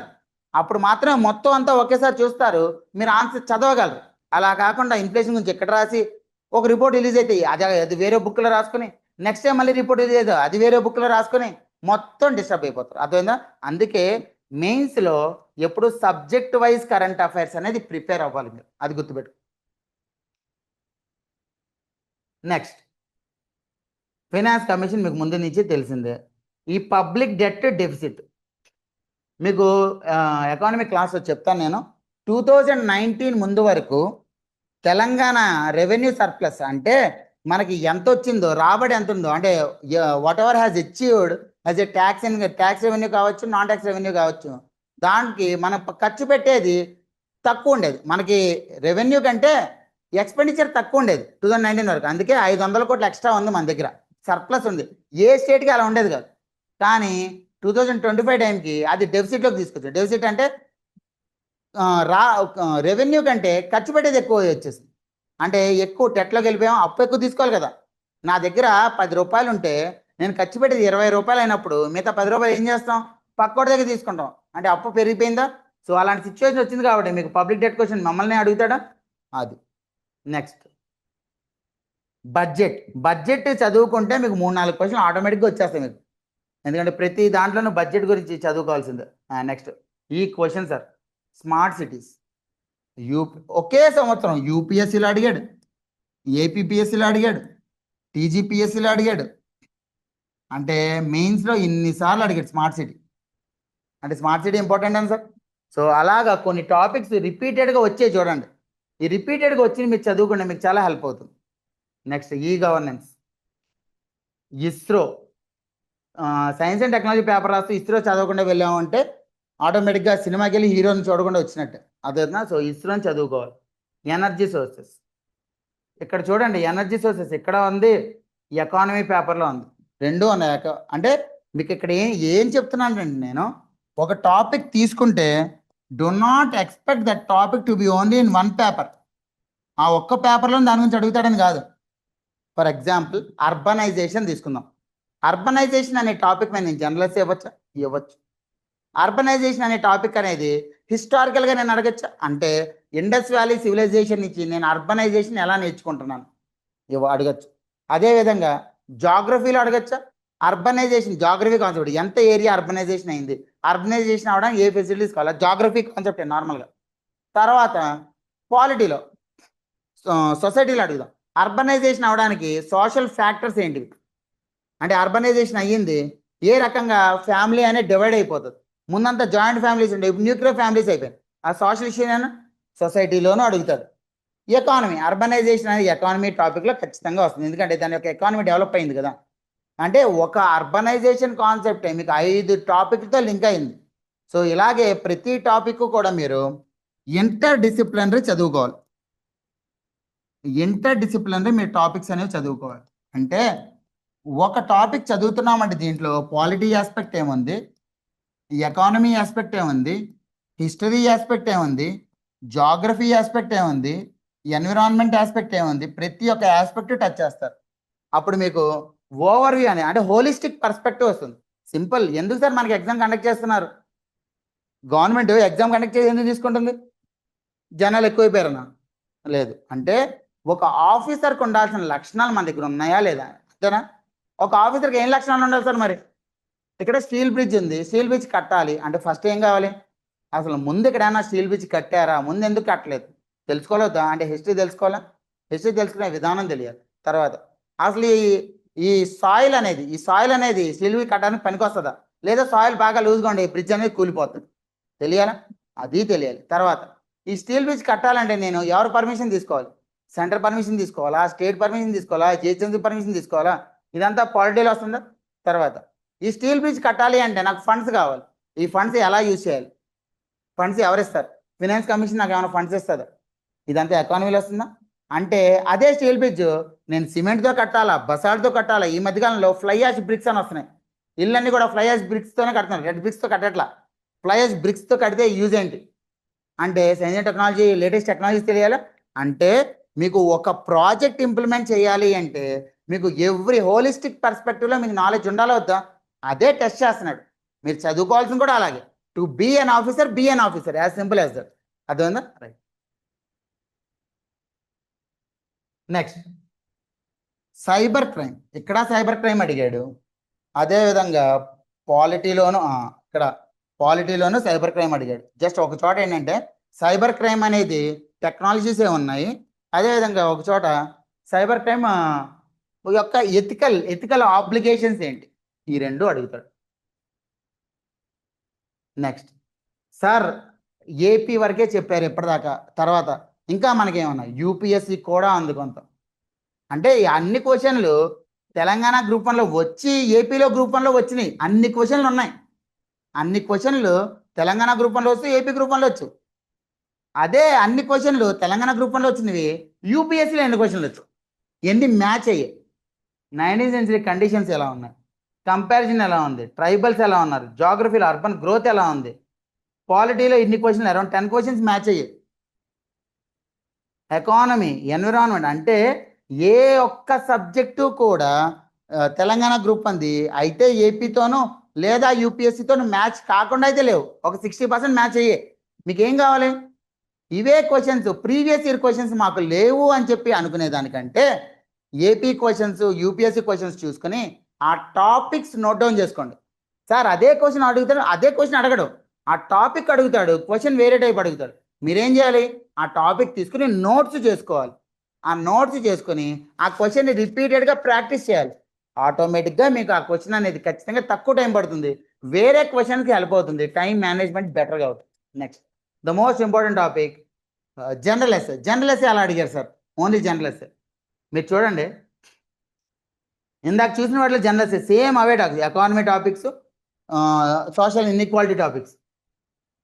ప్రతి సెక్షన్లోనూ కనీసం ఒక క్వశ్చన్ రిలేట్ అయింది. సార్ అన్ని టాపిక్స్ బాగానే ఉన్నాయి, పాలిటీ డిస్కస్ చేసాము, ఎకానమీ డిస్కస్ చేసాము, ఎస్ఎన్టీ డిస్కస్ చేసాము, కానీ తెలంగాణ మూమెంట్ ఎలా సార్? తెలంగాణ మూమెంటే కదా స్కోరింగ్ పేపర్. తెలంగాణ మూమెంట్ బాగా అయిపోతే బాగుండదు కదా సార్.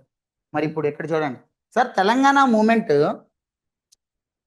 తెలంగాణ గ్రూప్ 1లో ప్రిలిమ్స్ ఉంటుంది, మెయిన్స్ ఉంటుంది. మెయిన్స్లో పేపర్ 6లో తెలంగాణ మూమెంట్ ఉంది.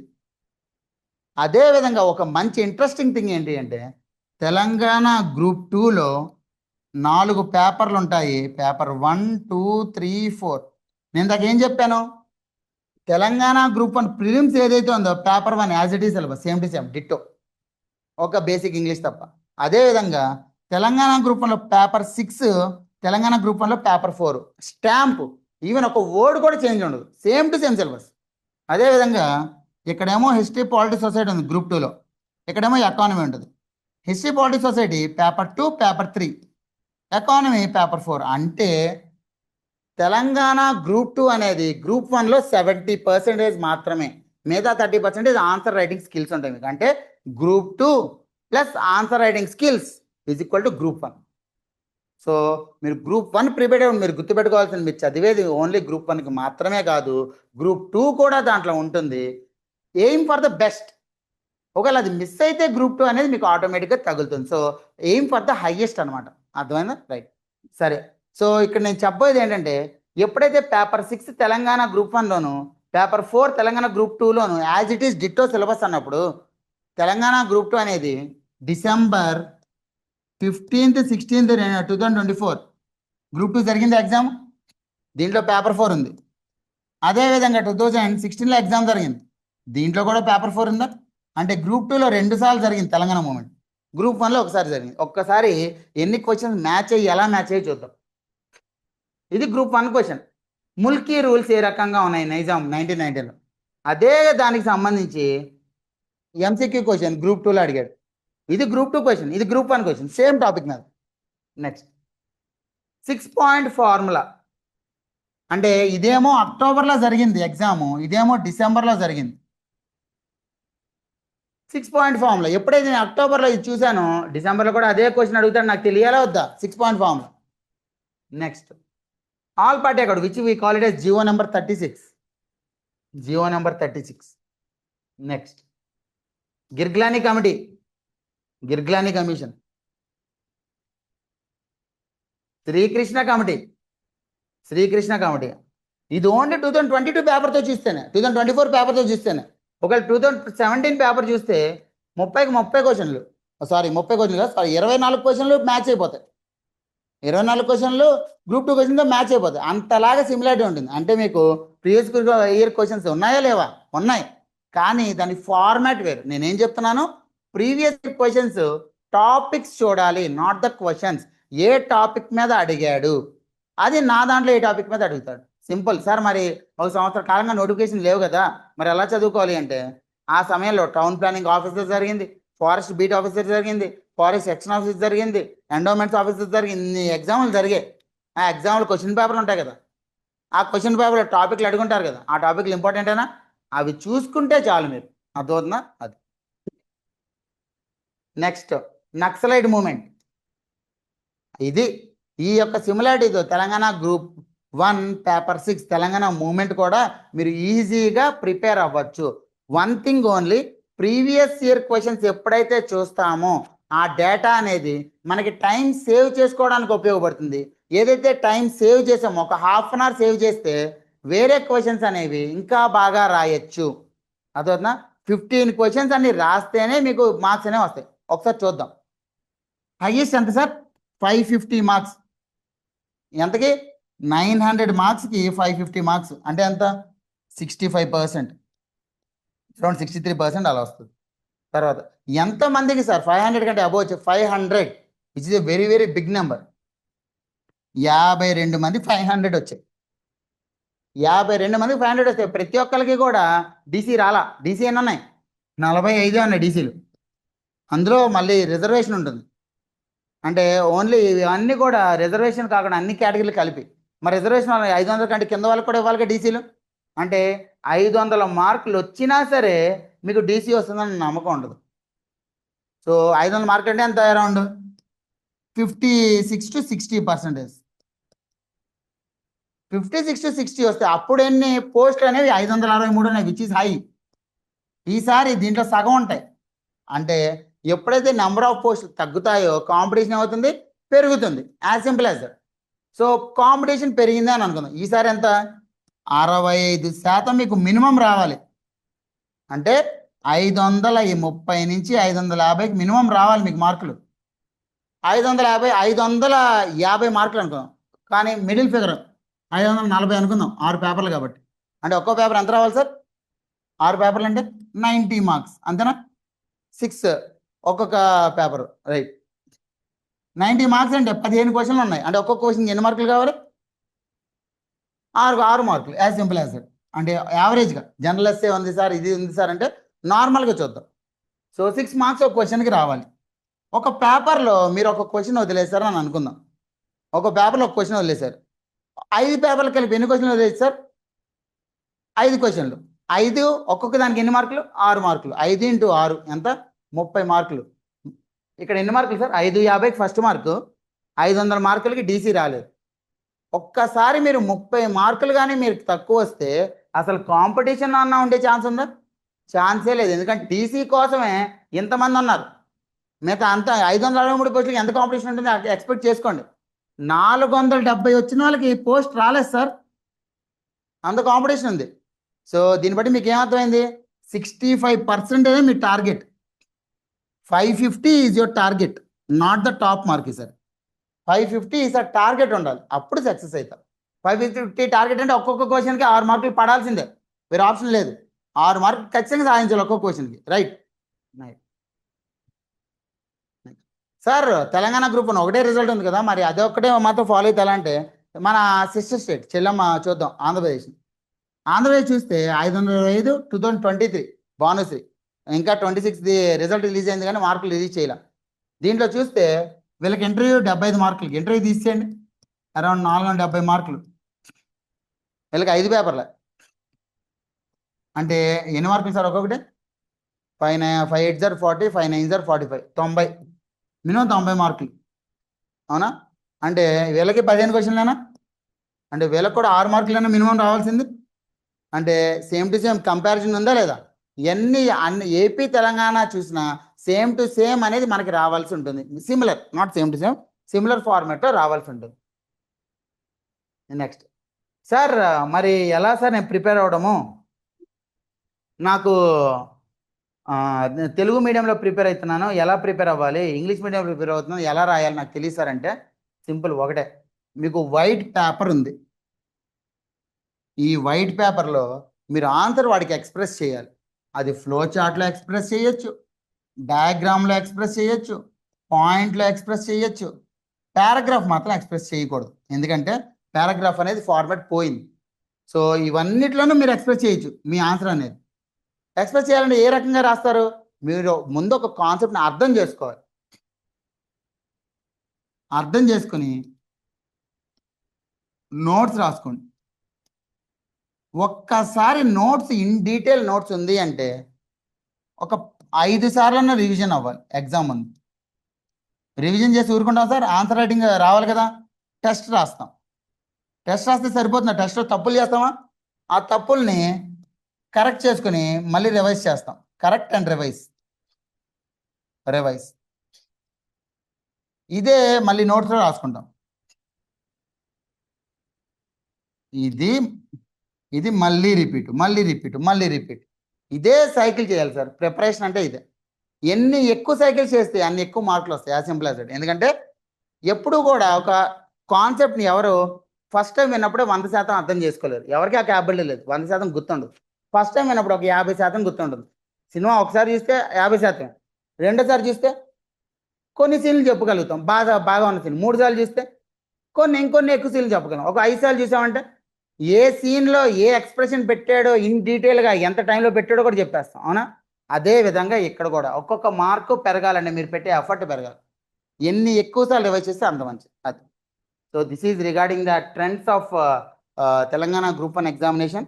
ఇప్పుడు మీ క్వశ్చన్స్ నేను తీసుకుంటాను. ఏం క్వశ్చన్స్ ఉన్నాయనేది అయితే మీరు హ్యాండ్ రైజ్ చేయొచ్చు ఆన్లైన్ స్టూడెంట్స్, లేదంటే చాట్లో మెన్షన్ చేయండి. I will be answering those questions. ఎలా ఉండాలి ప్రిపరేషన్ అనేది. సో మీకు క్లాస్ రూమ్ ప్రోగ్రామ్ అనేది ఈ వీక్ అంతా ఓరియంటేషన్ సెషన్స్ జరిగాయి. నెక్స్ట్ వీక్ 11 to 1:30 మండే నుంచి ఫ్రైడే వరకు ఆన్లైన్ రావచ్చు, ఆఫ్లైన్ రావచ్చు, ఆర్ యూట్యూబ్లో పెట్టిన తర్వాత కూడా చూడవచ్చు. ఈ 5 days ఫౌండేషన్ క్లాసెస్ జరుగుతాయి. ఈ ఫౌండేషన్ క్లాసెస్ అనేవి ఒక్కొక్క రోజు ఒక్కొక్క subject, economy, history, geography, polity, అలా ఒక్కొక్క రోజు ఒక్కొక్క సబ్జెక్ట్. సో దట్ మాస్టర్స్ యొక్క టీచింగ్ స్టైల్ మీకు తెలుస్తుంది. అదేవిధంగా ట్రెండ్స్ అనాలిసిస్ ఒక్కొక్క సబ్జెక్ట్లో ఉంటాయి. అంటే టెర్మినాలజీస్ ఒక్కొక్క సబ్జెక్ట్లో ఏ విధంగా అడుగుతున్నాడు, ఏ టెర్మినాలజీస్ ఉన్నాయి, అవన్నీ కూడా చెప్తారు మీకు. రైట్, అవి మీరు అటెండ్ అవ్వచ్చు. అండ్ ఫుల్ ఫ్లెడ్జ్డ్ క్లాసెస్ అనేవి 27th July నుంచి స్టార్ట్ అవుతాయి. ఈ క్లాసెస్ అనేవి 8 to 10:30 ఒక క్లాస్ ఉంటుంది, 11 to 1:30 డైలీ 5 hours ఆ క్లాస్. సార్ 5 గంటల క్లాస్ అంటే ఇక్కడ మీకు ఆల్రెడీ చెప్పాను, క్లాసెస్ వినడమే కాదు, క్లాసెస్తో పాటు రివిజన్ అవ్వాలి. అందుకే ప్రతిరోజు క్లాస్ అయిన తర్వాత ఒక 20 ప్రీవియస్ ఇయర్ క్వశ్చన్స్ ఇస్తాం మేము. ప్రీవియస్ ఇయర్ క్వశ్చన్స్ ఎందుకు సార్ ఇస్తున్నారంటే, ముందు రోజు క్లాస్లో మీకు బాహుబలి స్టోరీ చెప్పారా లేదా టాపిక్ చెప్పారా తెలియాలి కదా. ఎగ్జామ్లో క్వశ్చన్స్ ఏ విధంగా వచ్చాయో తెలియాలి కదా. సో దానికోసమే నెక్స్ట్ డే మీకు ఆ టాపిక్ నుంచి 20 క్వశ్చన్స్ ఇస్తారు, ప్రీవియస్ ఇయర్ క్వశ్చన్. అప్పుడు ఎగ్జామ్ ప్యాటర్న్ ఎలా ఉంటుంది ఐడియా వస్తుందా? వస్తుంది. నెక్స్ట్ వీక్లీ సాటర్డే నాడు, అంటే ఈరోజు సాటర్డే ఆఫ్టర్నూన్ 2:30 to 4:30 మీకు 50 MCQs, 5 మెయిన్స్ క్వశ్చన్స్ మీద ఎగ్జామ్ ఉంటుంది. 2 hours ఎగ్జామ్. సార్ ఏ వీక్ ఆ వీక్ ఎగ్జామ్ కండక్ట్ చేస్తే మేము ఎప్పుడు సార్ ప్రిపేర్ అయ్యేదంటే ఏ వీక్ ఆ వీక్ కాదు సార్, ముందు వీక్ ఏదైతే సిలబస్ ఉంటుందో ఆ సిలబస్ మీద నెక్స్ట్ వీక్ కండక్ట్ చేస్తాం. అప్పుడేంటి 1 week మీకు టైం ఇస్తే 1 week మీరు ప్రిపేర్ అయ్యే కొంత టైం ఉంది, దానికోసమే ఆఫ్టర్నూన్ మీకు గ్యాప్ ఇస్తుంది. అండ్ ఎవ్రీ సాటర్డే మీకు 1-to-1 ఇంటరాక్షన్స్ ఉంటాయి. అంటే మీన్స్ రాశారు, ఓకే ఎలా రాయాలి ఏంటి రాయాలి మీకు తెలియాలి వద్దా, దానికోసం మెంటర్షిప్ అనేది ఉంటుంది. ఇవన్నీ కూడా ప్రోగ్రాంలో పార్ట్ కింద ఉంటాయి. అండ్ క్లాసెస్ అనేవి, సార్ నేను హైదరాబాద్ రాలేకపోతున్నాను ఎలా చదవాలంటే, ఆఫ్లైన్ హైదరాబాద్ రావచ్చు, లేదా ఆన్లైన్ లైవ్లో వినొచ్చు. అది కూడా మిస్ అయ్యారా, రికార్డెడ్ వీడియోస్ 2 years యాక్సెస్ ఉంటాయి. ఒక స్టూడెంట్ మన దగ్గర జాయిన్ అయితే 3 ఇస్తాం. So based on your availability you can come. అర్థమైందా? Right. So you can use the resources. Now let me take the questions. Srinivas Sri, మీరు అన్మ్యూట్ చేసుకుని మీ క్వశ్చన్ అనేది అడగచ్చు. Yeah, you can now. Srinivas garu unmute చేసుకోవచ్చు మీరు. కింద లెఫ్ట్ సైడ్లో అన్మ్యూట్ బటన్ ఉంటుంది చూడండి. సార్ ఒక స్మాల్ డౌట్ సార్. చెప్పండి సార్. అంటే యాక్చువల్ నేను తెలుసా లాస్ట్ టైం అటెండ్ చేసిన సార్ గ్రూప్ 1, బట్ తెలుగు మీడియంలో రాయడం వలన ఏమో నాకు కొద్దిగా స్కోర్ తక్కువైంది. దాని గురించి కొద్దిగా ఇంగ్లీష్ మీడియం బెస్టా తెలుగు మీడియం బెస్టా సార్? ప్రతిసారి వచ్చే క్రూషియల్ క్వశ్చన్ ఇది. ఇంగ్లీష్ మీడియంలో రాయాలా తెలుగు మీడియంలో రాయాలా? మీ పేరు సార్ శ్రీనివాస్ గారా? మీ పేరు అవును sir, Srinivas. Srinivas. Let's say Srinivas. ఎంత టైం పట్టింది సార్? ఓ 2 seconds సార్. శ్రీనివాస్ ఎంత టైం పట్టింది సార్? ఓ 3 నుంచి 4 సెకండ్లు. 3 నుంచి 4 సెకండ్లు. అవునా? ఇది 2 సెకండ్లో రాయగలం, ఇది ఒక 4 సెకండ్లు రాయగలం. అంటే బై డిఫాల్టే తెలుగు మీడియంలో ఆన్సర్ రైటింగ్ అని టైం పడుతుంది. ఇక్కడ ఏంటి అంటే దీనికి ఒక అడ్వాంటేజ్ ఉంది, దీనికి ఒక అడ్వాంటేజ్ ఉంది. దీని అడ్వాంటేజ్ ఏంటి? నేను కర్సర్ రైటింగ్ రాసుకుంటూ వెళ్ళిపోవచ్చు. సో స్పీడ్ చాలా బాగా ఎక్కువ రాయొచ్చు. కానీ డిసడ్వాంటేజ్ ఏంటి? నేను తెలుగులో ఆలోచిస్తాను. నేను తెలుగులోనే కదా చిన్నప్పటి నుంచి ప్రతి ఒక్కరితో మాట్లాడేది. ఏదైనా కాన్సెప్ట్ రాయండి ముందు తెలుగులో ఫ్రేమ్ చేసుకుంటా, దాన్ని ఇంగ్లీష్లో లాంగ్వేజ్లో గ్రామటికల్గా ఏర్పరచుకుని నేను రాస్తా. అవునా? అంటే కంటెంట్ అనేది నాకు ఇంగ్లీష్లో రావాలి. కంటెంట్ అనేది ఇంగ్లీష్లో రావాలి. కంటెంట్ మీద ఎక్కువ దృష్టి పెట్టాలి. అదే తెలుగు తీసుకుందాం. తెలుగు సాధారణ పదాల్లో మీరు చాలా ఈజీగా రాయొచ్చు. అవునా కదా?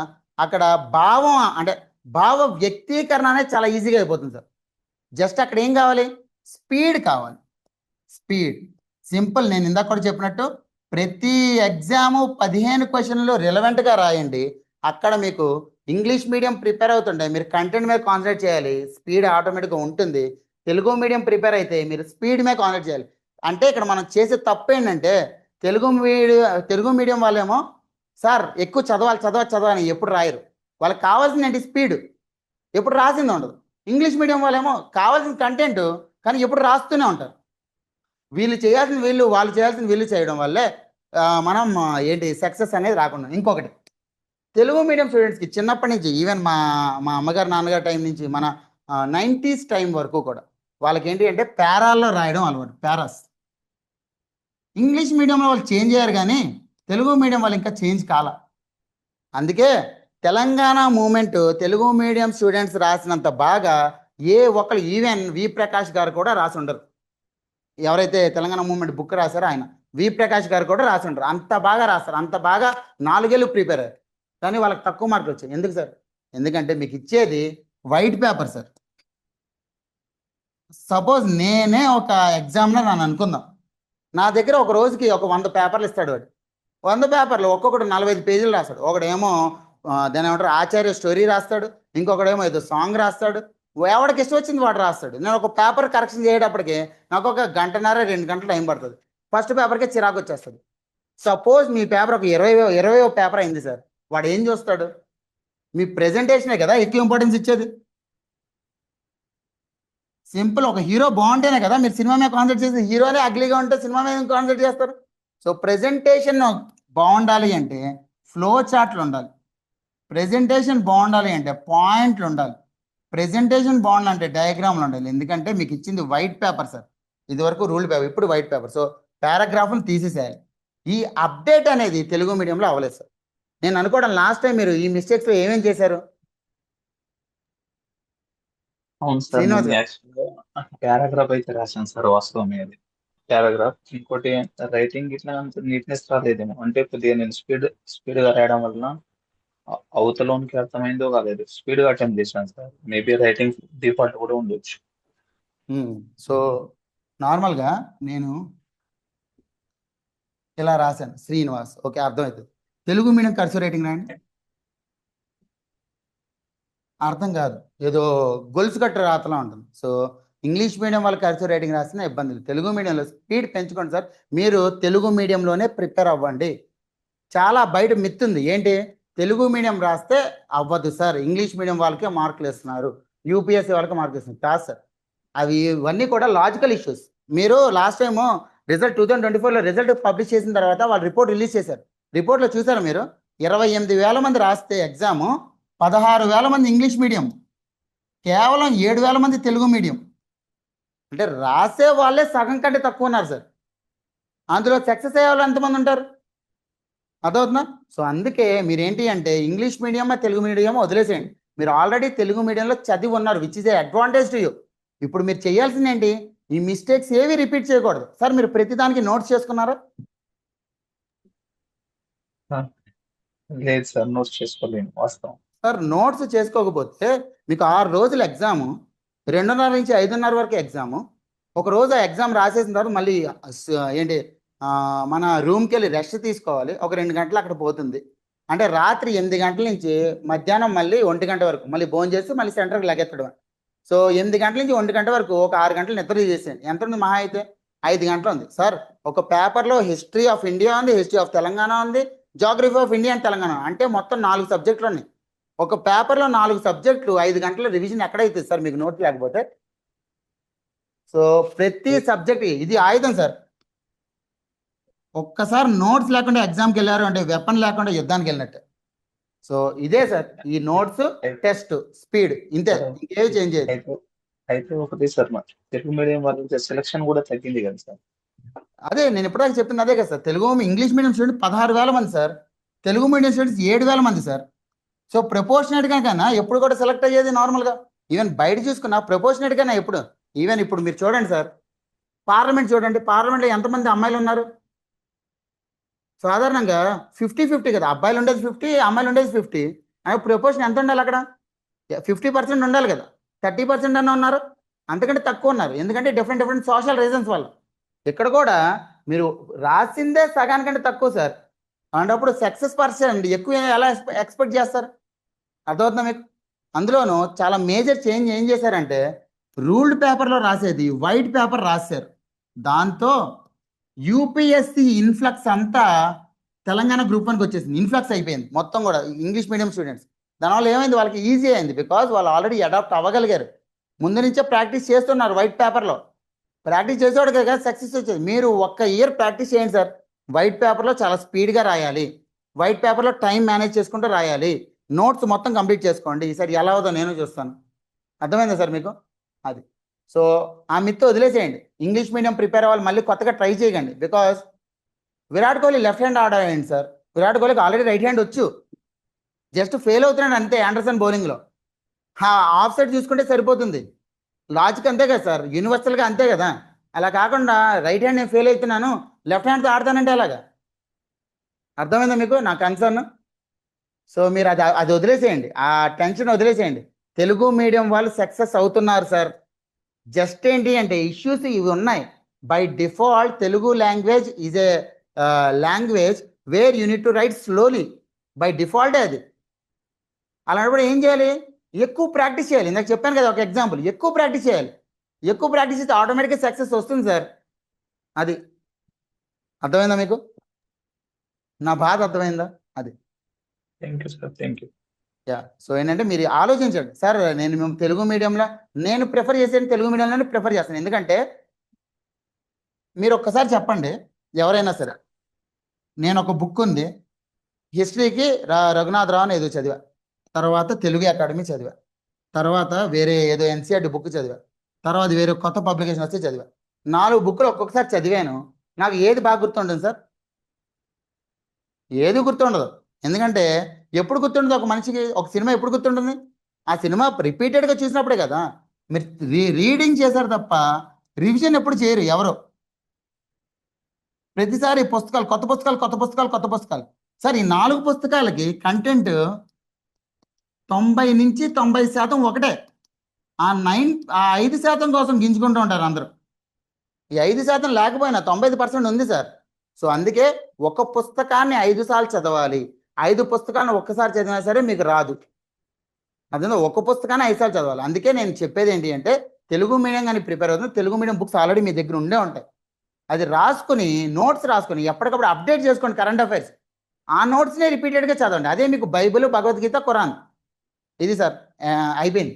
ఎందుకంటే ఎక్కువ చెప్పినా ఎక్కువ సోదిలా ఉంటుంది. అది అర్థమైంది సార్? శ్రీనివాస్ గారు ఉన్నారా? వెళ్ళిపోయారా? Yeah, okay. Next sir can we start with NCERT or go for the direct syllabus? NCERT is the direct syllabus. Basics basics సరే, ఇంగ్లీష్ మీడియం ప్రిపేర్ అయితే ఎన్సీఆర్టీ చదివిన తర్వాత వేరే ఏమైనా చదవాలి. Group 1 or UPSC. గ్రూప్ 2 లెవెల్లో ఎన్సీఆర్టీ స్టార్ట్ చేయగలదు. Group 1 or UPSC ఎన్సీఆర్టీతో స్టార్ట్. ఎన్సీఆర్టీ 6th నుంచి కాదు sir, time waste. 11th class 12th class, 11th 12th అంతే.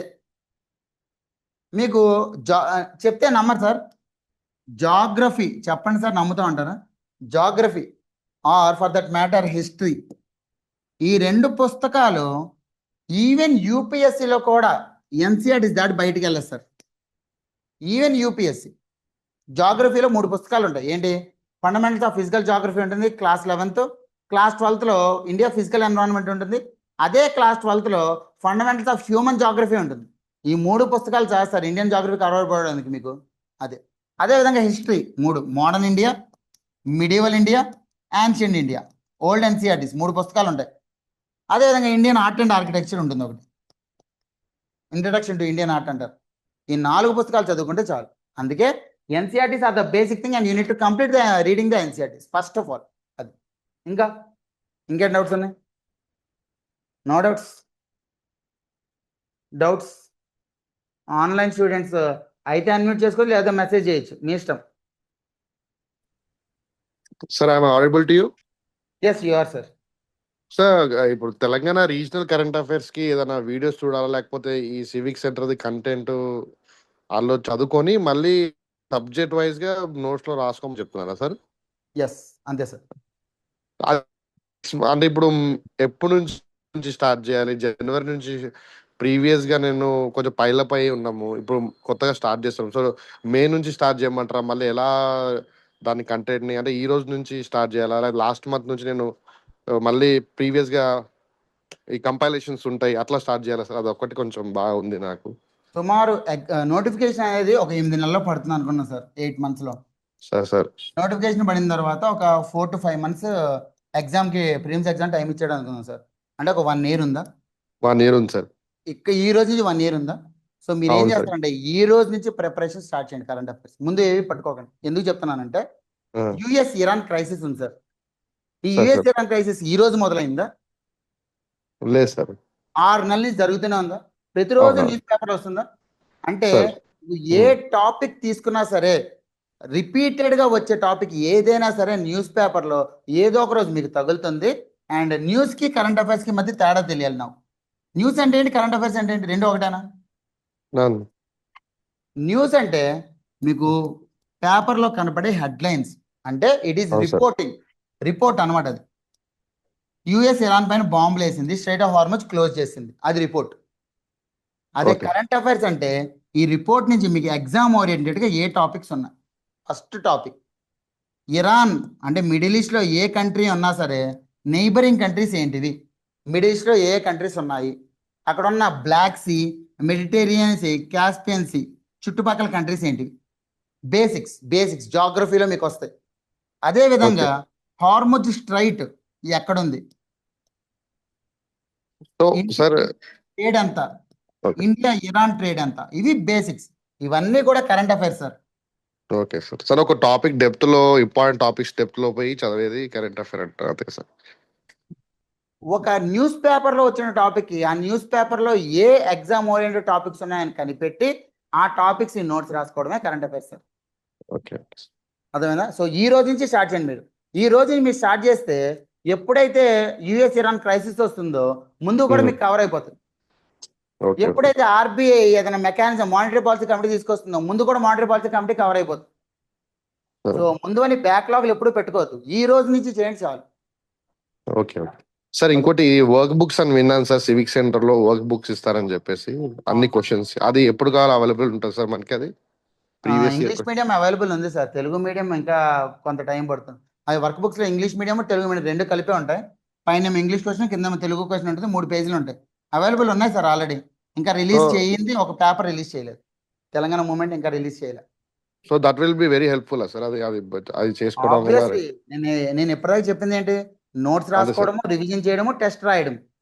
అంతే సార్. రివిజన్ చేయడం, టెస్ట్ ఏం రాస్తారు అయితే మీరు ఏదైనా ఇన్స్టిట్యూట్ లో డబ్బులు కట్టి రాస్తారు. ఇప్పుడే అది అవసరం లేదు, అది ఫుల్ ఫ్లెడ్జ్డ్ గా రాసేటప్పుడు కావాలి. ఇప్పుడు ఏం కావాలి, మీకు మీరుగా కనీసం రోజుకి 2-3 క్వశ్చన్లు రాయాలి కనీసం. 5 క్వశ్చన్లు రాస్తే ఇంకా మంచిది. So daily for good competitive లో రావాలంటే డైలీ 2 క్వశ్చన్స్ అయితే రావాల్సింది సార్. మినిమం మినిమం అంటే ఒక మినిమం సబ్జెక్ట్ నుంచి ఒకటి, అంటే జాగ్రఫీ ఒకటి, హిస్టరీ ఒకటి, ఏం చదువుతున్నాము. అలాంటి రూల్ ఏం లేదు సార్. ఏ టాపిక్ మీరు ప్రిపేర్ అయితే ఆ టాపిక్ నుంచి రాయండి. అందుకే ఆ వర్క్ బుక్స్ లో మీకు 16 వర్క్ బుక్స్ ఉంటాయి. 16 ఒక్కొక్క వరకు. వర్క్ బుక్ లో చాప్టర్ వైజ్ క్వశ్చన్స్ ఉంటాయి. ఓకే ఏ సార్. ఏ చాప్టర్ చదివితే ఆ చాప్టర్ నుంచి క్వశ్చన్స్ రాయండి. Okay, so what we are preparing we have to implement ఇక అంతే. అక్కడ రైటింగే ఇంపార్టెంట్. ఏది రాసానా ఇంపార్టెంట్ కాదు. మీరు ఆ రోజు బాహుబలి స్టోరీ కూడా రాయొచ్చు, రాయడం ఇంపార్టెంట్. ఓకే ఓకేనా? Right sir, thank you. Thank you. ఈ మెంటర్షిప్ అనేది, పర్సనల్ మెంటర్షిప్ అనేది ఎట్లా సార్? ఇప్పుడు ఆ సివిక్ సెంటర్కి నేను ఒకసారి మొన్న వచ్చాను. అది వచ్చిన తర్వాత పర్సనల్ మెంటర్ అంటే కోచింగ్ మాకు కొంచెం ఆల్రెడీ నేను ఒక వేరేది నడుస్తుంది సార్. ఇక్కడ మెంటర్షిప్ అని నేను అనుకుంటున్నాను. సో ఎట్లా గైడ్ చేస్తారు సార్ అది? మెంటర్షిప్ అనేది ఏంటంటే రికార్డ్ బేసిస్ మీద ఉంది సార్. మీకు ఆస్క్ మెంటర్షిప్ డైరీ అని ఇస్తారు. ఓకే ఆ సార్. డైరీలో ప్రతి టెస్ట్ యొక్క పెర్ఫార్మెన్స్ ఉంటుంది మీకు. ఆ పెర్ఫార్మెన్స్ బేస్ మీద ఒక టైం పీరియడ్ ప్రోగ్రెస్ రిపోర్ట్ ఉంటే ఏమవుతుంది సార్? ఇప్పటివరకు మన ట్రెండ్స్ చూసాం. ట్రెండ్స్ వల్ల ఏమర్థమైంది? ఏం చదువుకోవాలి, ఏం చదువుకోకూడదు, అర్థమైందా లేదా? అదేవిధంగా మీ ప్రోగ్రెస్ తెలిసినప్పుడు ఏం తెలుస్తుంది? ఏ ఏ ఏరియాస్లో మీరు బాగున్నారు, స్వాట్ అనాలిసిస్ తెలిసిపోతుందా లేదా? సో ఆ స్వాట్ అనాలిసిస్ ఇవ్వడమే మా బాధ్యత. ప్రతి టెస్ట్కి అది ఉంటుంది. దాని మధ్యలో ఏంటంటే ఒక టెస్ట్కి ఇంకొక టెస్ట్కి మధ్యలో మీరు ముందు వర్క్ బుక్స్లో ప్రాక్టీస్ చేసుకుంటారు. ఆ తర్వాత వచ్చి టెస్ట్ రాస్తారు. ముందు దాని ఏమంటారు వార్మప్ పిచ్చెస్లో ఆడతారు, తర్వాత మెయిన్ పిచ్లోకి వచ్చి ఆడతారు. అంతే తేడా. ఇదంతా కూడా ఒకసారి టెస్ట్ రాసిన తర్వాత మీరు మనతో ఇంటరాక్ట్ అవుతారు అనమాట. ఇంటరాక్ట్ అయినప్పుడు ఏ టాపిక్స్తో చేంజ్ అవుతూ ఉండాలి, ఓరే టైం పీరియడ్ ఏదైనా ఎక్కడ స్ట్రక్ అవుతున్నారు, ఇదంతా చేసేది పర్సనల్ మెంటర్షిప్ అంటారు సార్. మిషన్ 1000+ చేస్తున్నాం. అది అంటే 1000 క్వశ్చన్ రాయించడం మా బాధ్యత ఎగ్జామ్లో. హలో, కట్ అయిందా? హలో, యా కట్ అయినట్టు. ఇంకా మిగతా వాళ్ళు గుడ్ ఈవినింగ్ సార్. నమస్తే సార్, చెప్పండి. సార్ ఇప్పుడు ఇది నోట్స్ ఎప్పటి నుంచి రాయాలి సార్? అంటే ఫస్ట్ రీడింగ్ నోట్స్ లోనే అంటే ఒక సబ్జెక్ట్ కదా సార్. ఈ రోజు నుంచైనా సబ్జెక్ట్ స్టార్ట్ చేయండి సార్. ఇప్పుడు హిస్టరీ ఉంది, ఈ రోజు బుక్ ఓపెన్ చేయండి. ఒక్కొక్క చాప్టర్ చాలా టైం తీసుకోండి. ఒక రోజులో అయిపోయి కాదు సార్. ఇది వివేకానంద చెప్పినట్టు 1000 కిలోమీటర్లు కూడా 1000 మైల్స్ కూడా ఒక అడుగుతోనే స్టార్ట్ అవుతుంది. ఒక్కొక్క చాప్టర్ తీసుకొని ఆ చాప్టర్ పూర్తిగా చదవండి, అర్థం చేసుకోండి. అర్థం చేసుకున్న తర్వాత ఆ చాప్టర్లో ఇంపార్టెంట్ టాపిక్స్ ఏంటో మీకు అర్థమవుతుంది. ఆ ఇంపార్టెంట్ టాపిక్స్ ఒక్కొక్కటి హెడ్డింగ్ పెట్టుకుని నోట్స్ రాసుకోవడం మొదలుపెట్టండి. నోట్స్ అంటే చాలా మంది ఏం చేస్తారంటే టెక్స్ట్ బుక్లో ఉందే యాజ్ ఇట్ ఈస్గా రాస్తారు. నోట్స్ అంటే అది కాదు. నోట్స్ అంటే ఎప్పుడూ కూడా ఇది ఒక టాపిక్ అని అనుకోండి. ఈ టాపిక్ దగ్గర ఒక ఫ్లో చార్ట్లో సపోజ్ ఇది దాని ఏమంటారు ఇండస్ వ్యాలీ సివిలైజేషన్ అని అనుకుందాం. ఈ టాపిక్ కాళీబాంగన్ ఏ రకంగా ఉంది, హరప్ప ఏ రకంగా ఉంది, మొహంజదరో ఏ రకంగా ఉంది, లోతల్ ఏ రకంగా ఉంది. అంటే నాకు మొత్తం కూడా ఒక పేజ్లో వచ్చేసాయి ఇన్ఫర్మేషన్. ఎప్పుడైతే ఒక పేజ్లో వచ్చేస్తుందో ఆ టాపిక్ యొక్క ఓవర్వ్యూ తెలుస్తుందా? ఎప్పుడైతే ఓవర్వ్యూ తెలుస్తుందో ఆ పర్టికులర్ క్వశ్చన్కి మీరు ఆన్సర్ చేయగలరా? అది ఈ రకంగా ఫ్లో చార్ట్స్లోను డయాగ్రమాటిక్లోను మీరు ఆ నోట్స్ అనేది ప్రిపేర్ చేసుకోవాలి. సో నోట్స్లోనే మీకు ఇన్నోవేషన్ ఉండాలి sir. As it is pointless ఉపయోగం లేదు. నోట్స్ అంటారు దాన్ని. మీ నోట్స్ మీకు చదవడానికి హ్యాపీనెస్ క్రియేట్ చేయాలి. చదువుతుంటే ఏంట్రా బాబు అన్నట్టు ఉండకూడదు. అర్థమైందా sir? Okay sir, thank you. Yes sir ఇంకో టైం మేనేజ్ అవ్వడం లేదు సార్. అంటే జనరల్గా నేను గవర్నమెంట్ ఎంప్లాయీని చెప్పండి సార్. అది ఈవినింగ్ వచ్చేసరికి ఫ్యాటిక్ అవుతుంది, చదువుదామంటే ఇంట్రెస్ట్ వస్తలేదు, అసలు ఎట్లా కోపప్ చేయాలనో అర్థమవుతలేదు. మీకు పెళ్ళైందా సార్? లేదు సార్, ఈ 2024 జాయిన్ అయినా, ఇంకా ప్రొబేషన్ పీరియడ్ కూడా అవ్వలేదు. ఓకే, ఏ job sir? Teacher sir, HGT. Okay, SGT. Okay, మీరు ఎందుకు ప్రిపేర్ అవ్వాలనుకుంటున్నారు గ్రూప్ 1కి? సార్ యాక్చువల్గా నాకు గ్రూప్ 1 ప్రిపేర్ అవ్వాలని ఉండే, కాకపోతే మా ఫాదర్ ఏంటంటే డిఎస్సికి ప్రిపేర్ అవ్వమని ఫోర్స్ చేసినుండే. సో అప్పుడు ఎందుకు వై గ్రూప్ 1? సార్ అదే నాకు ఇంట్రెస్ట్ ఉంది. అంటే యాక్చువల్గా వై ఇంట్రెస్ట్? డబ్బులు ఎక్కువ వస్తాయనా? అంటే పబ్లిక్ తో ఎక్కువ ఇంటరాక్షన్ అవుతానని నాకు అదొక ఇంట్రెస్ట్. ఇంటరాక్షన్ ఎందుకు? పబ్లిక్ తో ఎందుకు ఇంటరాక్షన్ మీకు ఇష్టం? కోర్ ఆబ్జెక్టివ్ ఏంటి సార్? మీరు ఎందుకు ప్రిపేర్ అవుతున్నారు? అంటే డిఫికల్టీస్ అవి ప్రాబ్లమ్స్ ఏమైనా కొత్త కొత్తగా ఏమైనా వాళ్ళు సాల్వ్ చేసినప్పుడు ఒక హ్యాపీనెస్ అనేది వస్తుంది అవునా? అట్లా. ఆ, సో కొంతమంది ఏంటి అంటే వాళ్ళ యొక్క ఫ్యామిలీ యొక్క స్టేటస్ పెంచడానికి ఒక్కసారి ఒక ఫ్యామిలీలో ఒక అతను గవర్నమెంట్ జాబ్ కొట్టాడంటే తరతరాలు యుగాలు ఆ సెటిల్ అయిపోతారు. అంటే డబ్బుల వల్ల కాదు, ఆ రెస్పెక్ట్ వల్ల నెక్స్ట్ జనరేషన్స్ అనేవి బాగుపడతాయి. వాళ్ళు వాళ్ళ ఫ్యామిలీ ట్రీని మార్చేస్తారు. అప్పుడు ఏం చేయాలి వాళ్ళు? వాళ్ళ ఫోటో పెట్టుకోవాలి, వాళ్ళ ఫ్యామిలీ ఫోటో పెట్టుకోవాలి ముందు మీరు చదివే చోట. అదే మీకేంటి, వేరే వాళ్ళ ప్రాబ్లమ్స్ కానీ రిజాల్వ్ చేస్తే హ్యాపీనెస్ వస్తుంది. Resolve others problems to get happiness, for that prepare. ఇలా రాసి ముందు పెట్టుకోండి. రాసి ఎప్పుడైతే ముందు సింపుల్ సార్. ఇప్పుడు మనం ఒక చోట వర్క్ చేస్తున్నాం, మన మేనేజర్ ఉన్నాడు, మేనేజర్ చూస్తున్నాడు, మనం ఏం చేస్తాం? వర్క్ చేస్తాం లేదా? అంటే మనకి ఇది కనపడినప్పుడు మనం కానీ చదవకపోతే ఇది మన ఆబ్జెక్టివే కాదు. అర్థమవుతుందా? సో ఎప్పుడైతే మన ఆబ్జెక్టివ్ చాలా క్లియర్గా ఉంటుందో అప్పుడు సార్ ఫ్యాటిక్ అనేది ఇప్పుడు ఈవెన్ ప్రతి ఒక్కరికి ఫ్యాటిక్ వస్తుంది సార్. మీరేమి ఒకేసారి 8 గంటలు చదవక్కర్లేదు. ఎవరు కూడా 8 గంటలు ఒకేసారి చదవలేరు. ఫస్ట్ గంటతో స్టార్ట్ చేయండి, 2 గంటలు చేయండి, 3 గంటలు చేయండి, 4 గంటలు చేయండి. ఒక్కసారి రిథం వచ్చిందా మిమ్మల్ని ఎవరో లేపరు సార్. ఆ విధంగా మీరు చదువుతారు. సో ఇంక్రిమెంటల్ లెర్నింగ్ ప్రిఫర్ చేయండి. ఫస్ట్ గంట కూర్చోండి, గంట కూర్చొని మొబైల్ ఆఫ్ చేసేసి కూర్చోండి. రోజుకు ఒక గంట ఆఫీస్ నుంచి ఎంత ప్రశాంతంగా రెస్ట్ తీసుకోండి. రెస్ట్ తీసుకొని స్నానం చేసి తినేసి ఒక గంట కూర్చోండి. పొద్దున్న లేచి ఒక గంట కూర్చోండి. ఒక వారం కూర్చున్న తర్వాత ఆల్రెడీ అదే టైంకి మెలకు వచ్చేస్తుంది. గంట అయిన తర్వాత ఇంకొక కొంచెంసేపు చదువుదాం అనిపిస్తుంది. అలా స్లోగా ఇంక్రీజ్ చేసుకుంటూ వెళ్ళండి. ఆటోమేటిక్గా మీ పొటెన్షియల్ ఇంక్రీజ్ అవుతుంది. ఇది as simple as that sir. మన బాడీకి మనం అలవాటు చేయాలి. ఇప్పుడు ఎస్ఐ ప్రిపేర్ అయ్యే వాళ్ళు 1.6 కిలోమీటర్ రన్నింగ్ చేస్తారు. ఎలా చేస్తారు? 1 మైల్. ఒకరోజే 1.6 కిలోమీటర్ చేయలేరు, రోజు పరిగెడుతూ ఉంటారు. ఒకరోజు 100 మీటర్లు, 200 మీటర్లు, 400 మీటర్లు అలా ప్రాక్టీస్ చేస్తే మన బాడీకి అలవాటు అయిపోతుంది. కాన్సన్ట్రేషన్ కూడా అంతే సార్, మన బాడీకి అలవాటు చేయాలి. ఒకేసారి 8 గంటలు కాదు, ఒకేసారి 6 గంటలు కానీ 4 గంటలు కాదు, వెళ్ళి ఒక గంటతో స్టార్ట్ చేయండి. న్యూస్ పేపర్ ప్రతిరోజు చదవడం టార్గెట్ పెట్టుకోండి. ఒక డైరీ రాసుకోండి, ప్రతి వారం కూడా డైరీ రాసుకోండి. ఏ రోజు ఏం చదివాని డైరీ రాసుకోండి. ఒక 5 రోజులు చదవలేదు, 6వ రోజు డైరీ రాసేటప్పుడు మనం చూసి మనకే సిగ్గేస్తుంది, ఏం చేస్తున్నారో బాబు. ఆటోమేటిక్గా మళ్ళీ లైన్లోకి వచ్చేస్తాం. సింపుల్ సార్, ఒకటి గుర్తుపెట్టుకోండి, ప్రతి స్టూడెంట్ కూడా వాళ్ళ ప్రిపరేషన్లో డీవియేట్ అవుతాడు. డీవియేట్ అవుతున్న స్టూడెంట్ ఎవరు ఉండరు. కానీ ఎంత తొందరగా మనం ట్రాక్ మళ్ళీ ఎక్కుతున్నాం అనే దాని బేసిస్ మీద మన సక్సెస్ రేట్ అనేది డిపెండ్ అయి ఉంటుంది. వన్స్ డీవియేట్ అయిపోయి సినిమాలు చూస్తుండి ఎప్పుడో ఒకసారి చదివితే ఎవరో సక్సెస్ కాదు. ఒకసారి డీవియేట్ అయ్యావు, ఎంత తొందరగా నువ్వు మళ్ళీ ట్రాక్లోకి వచ్చేస్తావు, అదే ఇంపార్టెంట్. అర్థమైందా సార్? సింపుల్ ప్రిపరేషన్లో దీనికి మించిన పరమావధి ఏదీ లేదు. కన్సిస్టెన్సీ. రోజు చదువు. ఒక రోజేమో 14 గంటలు చదువు, ఒక రోజేమో 8 గంటలు చదువు, ఒక రోజేమో 4 గంటలు చదువు, ఒక రోజేమో 5 గంటలు చదువుతావు, మళ్ళీ 14 గంటలు చదువుతావు. కానీ ప్రతిరోజు చదవాలి, దాన్నే కన్సిస్టెన్సీ అంటారు. అర్థమైందా సార్ మీకు? Okay sir, thank you. మీకు ఏదైతే ఆబ్జెక్ట్ ఉంటుందో అది మీ ముందు రాసి పెట్టుకోండి. రాసి పెట్టుకున్నప్పుడు ఎప్పుడు కూడా దాన్ని డీవియేట్ అవ్వం. మన అమ్మ నాన్న ఫోటో పెట్టుకుంటాం, వాళ్ళ ఫోటో చూసినా మనకి ఏదో సాధించాలని అనిపిస్తుంది, అది మోటివేషన్. సెల్ఫ్ మోటివేషన్ ఉండాలి అంతే. అర్థమైంది సార్? సెల్ఫ్ మోటివేషన్ ఎప్పుడు వస్తుంది? సపోజ్ ఈరోజు నేను కన్సిస్టెంట్గా ప్రిపేర్ అయ్యాను, రేపు ఒక క్వశ్చన్ బాగా రాశాను, ఎప్పుడైతే బాగా పెర్ఫామ్ చేస్తానో, విరాట్ కోహ్లీ ఒక సెంచరీ చేస్తాడు, ఏమవుతుంది? నెక్స్ట్ డే ఇంకొకసారి ఆడాలనిపిస్తుంది, అంతే కదా? సో ఒక్కసారి ఏదైనా అచీవ్ చేశారంటే కొత్తది అచీవ్ చేయాలని అనిపిస్తుంది, అదే motivation. Okay sir, next. Sir ఇది UPSC previous year mains question does it plays a good role in TGPSC exam sir? Previous year UPSC references. It plays a major role sir. ఎందుకంటే Telangana group 1కి మీకు ఎక్కువ observations లేవు, data లేదు మీకు Telangana group 1కి. కానీ నేను ఇందాక ఒక 1 అవర్ చెప్పింది ఏంటి అంటే ఏపీ గ్రూప్ 1 యూపీఎస్సీలోని ఏ క్వశ్చన్స్ మ్యాచ్ అయ్యాయి అనేది కూడా చెప్పాను నేను. అవును సార్.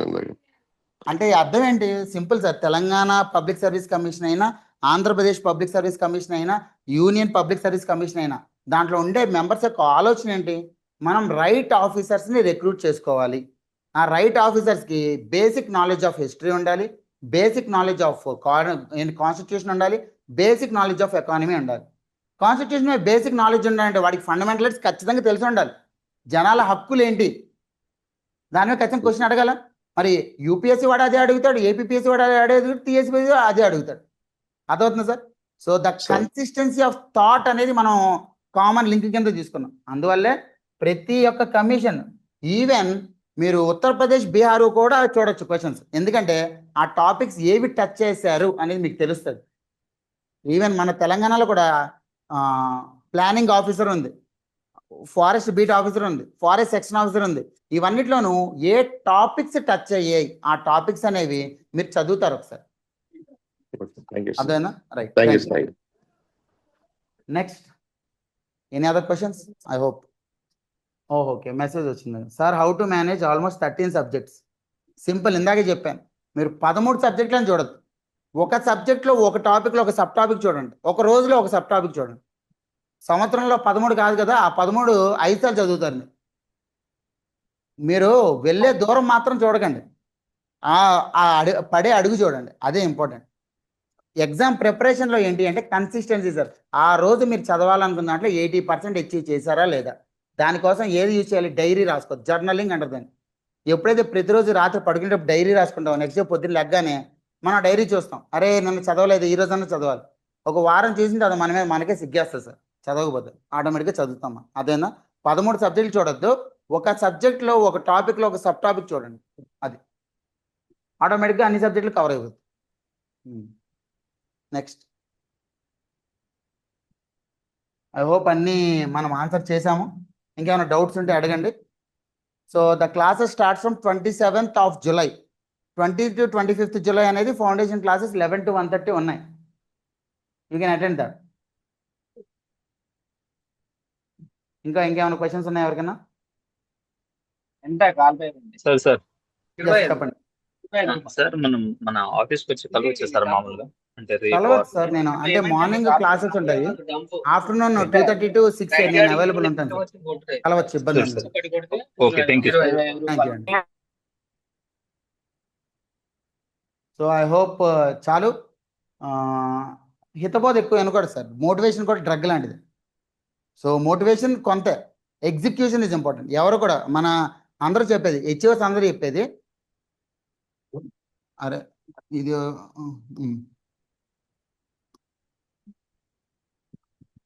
ఐడియేషన్, ఆలోచించడం అనేది ఒక వర్క్లో 20%, ఎగ్జిక్యూషన్ 80%. సో ఎగ్జిక్యూట్ స్టార్ట్ చేయండి, ఏదైతే స్టార్ట్ చేయండి. మరి టైం పీరియడ్ ఏంటి సెట్ చేసుకుంటూ వెళ్తారు. సైకిల్ ఫస్ట్ స్టార్ట్ చేసినప్పుడే ఏంటి గట్టిగా తొక్కేసామా, పడతాం లేస్తాం తొక్కుతాం. కానీ యాదమ్మ కాల్ చేయవా ఒకసారి? కాల్ చేస్తూనే ఉంది. యా పడతాం లేస్తాం అప్పుడు మనం అచీవ్ చేస్తాం, అంతే, సింపుల్. ఓకే, సో స్టార్ట్ చేయండి. ఏ హెల్ప్ కావాలన్నా సరే సివిక్ సెంటర్, ఐఏఎస్ ఇక్కడే ఉంది. డైలీ కరెంట్ అఫైర్స్ మీకు అవైలబుల్ ఉన్నాయి. ఏదైనా రోజు మాట్లాడండి, మీరు రావచ్చు. క్లాసెస్ అనేవి కూడా స్టార్ట్ అవుతుంది. Thank you very much.